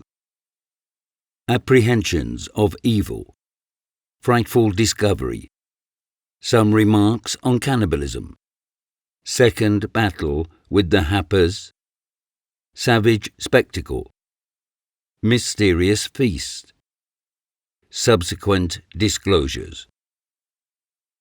From the time of my casual encounter with Kaki, the artist, my life was one of absolute wretchedness. Not a day passed but I was persecuted by the solicitations of some of the natives to subject myself to the odious operation of tattooing. Their importunities drove me half wild, for I felt how easily they might work their will upon me regarding this or anything else which they took into their heads. Still, however, the behaviour of the islanders towards me was as kind as ever. Fayaway was quite as engaging, Korikori as devoted, but Mihevi, the king, just as gracious and condescending as before. But I had now been 3 months in their valley, as nearly as I could estimate. I had grown familiar with the narrow limits to which my wandering had been confined, and I began bitterly to feel the state of captivity in which I was held. There was no one with whom I could freely converse, no one to whom I could communicate my thoughts, no one who could sympathize with my sufferings. 1,000 times I thought how much more endurable would have been my lot had Toby still been with me. But I was left alone, and the thought was terrible to me. Still, despite my griefs, I did all in my power to appear composed and cheerful, well knowing that by manifesting my uneasiness or any desire to escape, I should only frustrate my object. It was during the period I was in this unhappy frame of mind that the painful malady under which I had been labouring, after having almost completely subsided, began again to show itself, with symptoms as violent as ever. This added calamity nearly unmanned me. The recurrence of the complaint proved that without powerful remedial applications, all hope of cure was futile. And when I reflected that just beyond the elevations which bound me in was the medical relief I needed, and that although so near it was impossible for me to avail myself of it, the thought was misery. In this wretched situation, every circumstance which evinced the savage nature of the beings at whose mercy I was, augmented the fearful apprehensions that consumed me. An occurrence which happened about this time affected me most powerfully. I have already mentioned that from the ridgepole of Maheyo's house were suspended a number of packages enveloped in tapa. Many of these I had often seen in the hands of the natives, and their contents had been examined in my presence. But there were 3 packages hanging very nearly over the place where I lay, which, from their remarkable appearance, had often excited my curiosity. Several times I had asked Korikori to show me their contents, but my servitor, who in almost every other particular had acceded to my wishes, refused to gratify me in this.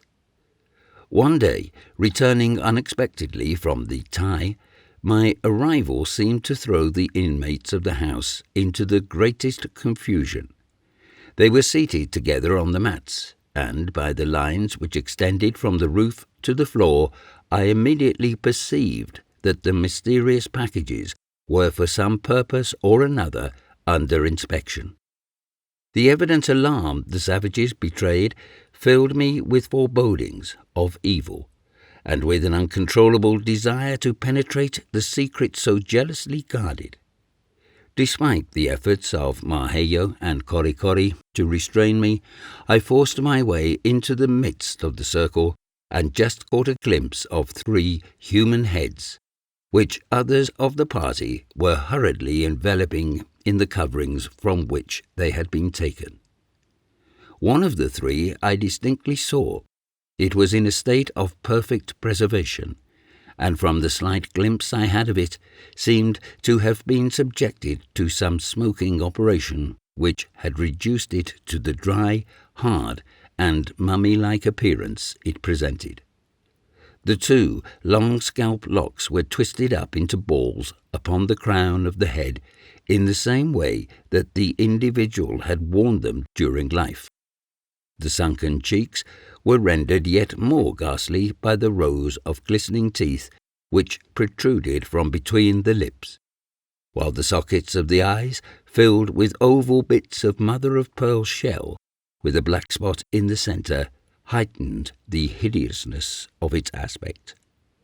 2 of the 3 were heads of the islanders, but the third, to my horror, was that of a white man. Although it had been quickly removed from my sight, still the glimpse I had of it was enough to convince me that I could not be mistaken. Gracious God! What dreadful thoughts entered my head! In solving this mystery, perhaps I had solved another, and the fate of my lost companion might be revealed in the shocking spectacle I had just witnessed. I longed to have torn off the folds of cloth and satisfied the awful doubts under which I laboured. But before I had recovered from the consternation into which I had been thrown, the fatal packages were hoisted aloft and once more swung over my head. The natives now gathered round me tumultuously and laboured to convince me that what I had just seen were the heads of 3 Hapa warriors, who had been slain in battle.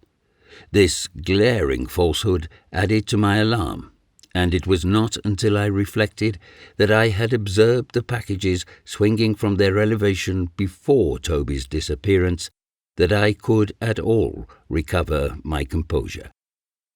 But although this horrible apprehension had been dispelled, I had discovered enough to fill me, in my present state of mind, with the most bitter reflections.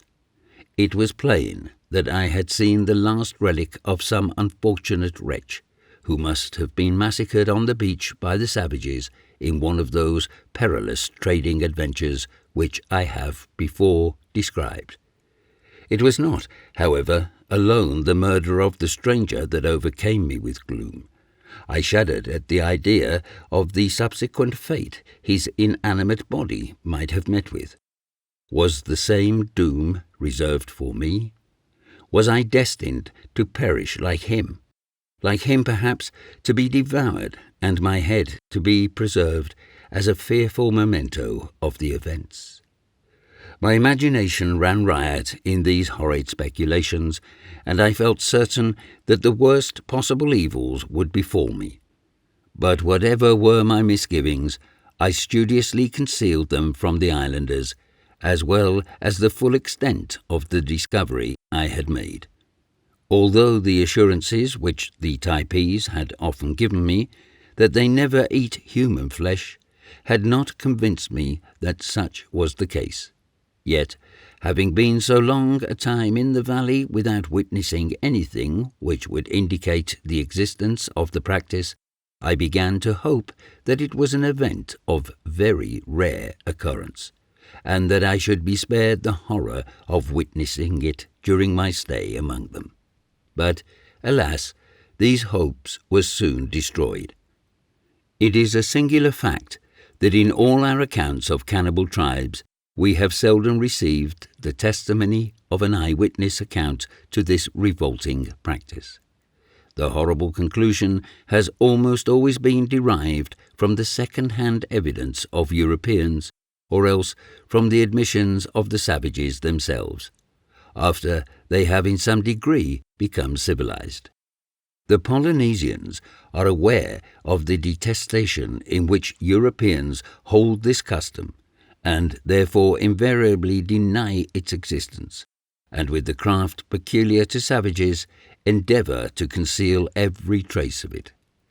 The excessive unwillingness betrayed by the Sandwich Islanders, even at this present day, to allude to the unhappy fate of Cook, has often been remarked, and so well have they succeeded in covering the event with mystery that to this very hour, despite all that has been said and written on the subject, it still remains doubtful whether they wreaked upon his murdered body the vengeance they sometimes inflicted upon their enemies.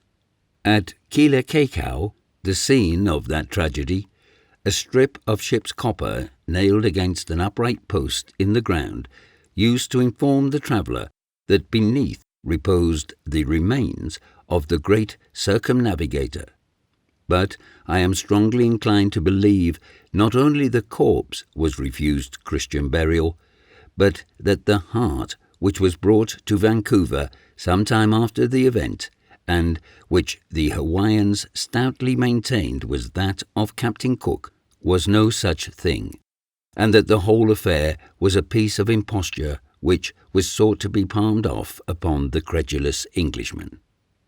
A few years since, there was living on the island of Maui, one of the Sandwich Group, an old chief, who, actuated by a morbid desire for notoriety, gave himself out among the foreign residents of the place as the living tomb of Captain Cook's big toe, affirming that at the cannibal entertainment which ensued after the lamented Briton's death, that particular portion of his body had fallen to his share.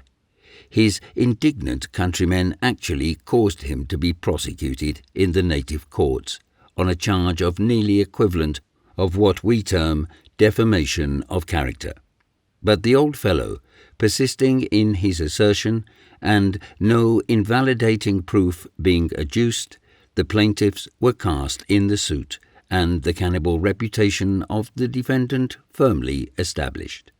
This result was the making of his fortune. Ever afterwards, he was in the habit of giving very profitable audiences to all curious travellers who were desirous of beholding the man who had eaten the great navigator's great toe. About a week after my discovery of the contents of the mysterious packages, I happened to be at the Typee, when another war alarm was sounded, and the natives, rushing to their arms, sallied out to resist a second incursion of the Hapa invaders. The same scene was again repeated, only that on this occasion I heard at least 15 reports of muskets from the mountains during the time that the skirmish lasted. An hour or two after its termination, loud paeans chanted through the valley announced the approach of the victors. I stood with Korikori leaning against the railing of the Typee, awaiting their advance, when a tumultuous crowd of islanders emerged with wild clamours from the neighbouring groves. In the midst of them marched 4 men, one preceding the other at regular intervals of 8 or 10 feet, with poles of corresponding length, extending from shoulder, to which were lashed with thongs of bark 3 long, narrow bundles, carefully wrapped in ample coverings of freshly plucked palm leaves, tacked together with slivers of bamboo. Here and there upon these green winding sheets might be seen the stains of blood, while the warriors who carried the frightful burdens displayed upon their naked limbs similar sanguinary marks. The shaven head of the foremost had a deep gash upon it, and the clotted gore which had flowed from the wound remained in dry patches around it. The savage seemed to be sinking under the weight he bore. The bright tattooing upon his body was covered with blood and dust. His inflamed eyes rolled in their sockets, and his whole appearance denoted extraordinary suffering and exertion. Yet, sustained by some powerful impulses, he continued to advance, while the throng around him with wild cheers sought to encourage him. The other 3 men were marked about the arms and breasts with several light wounds, which they somewhat ostentatiously displayed.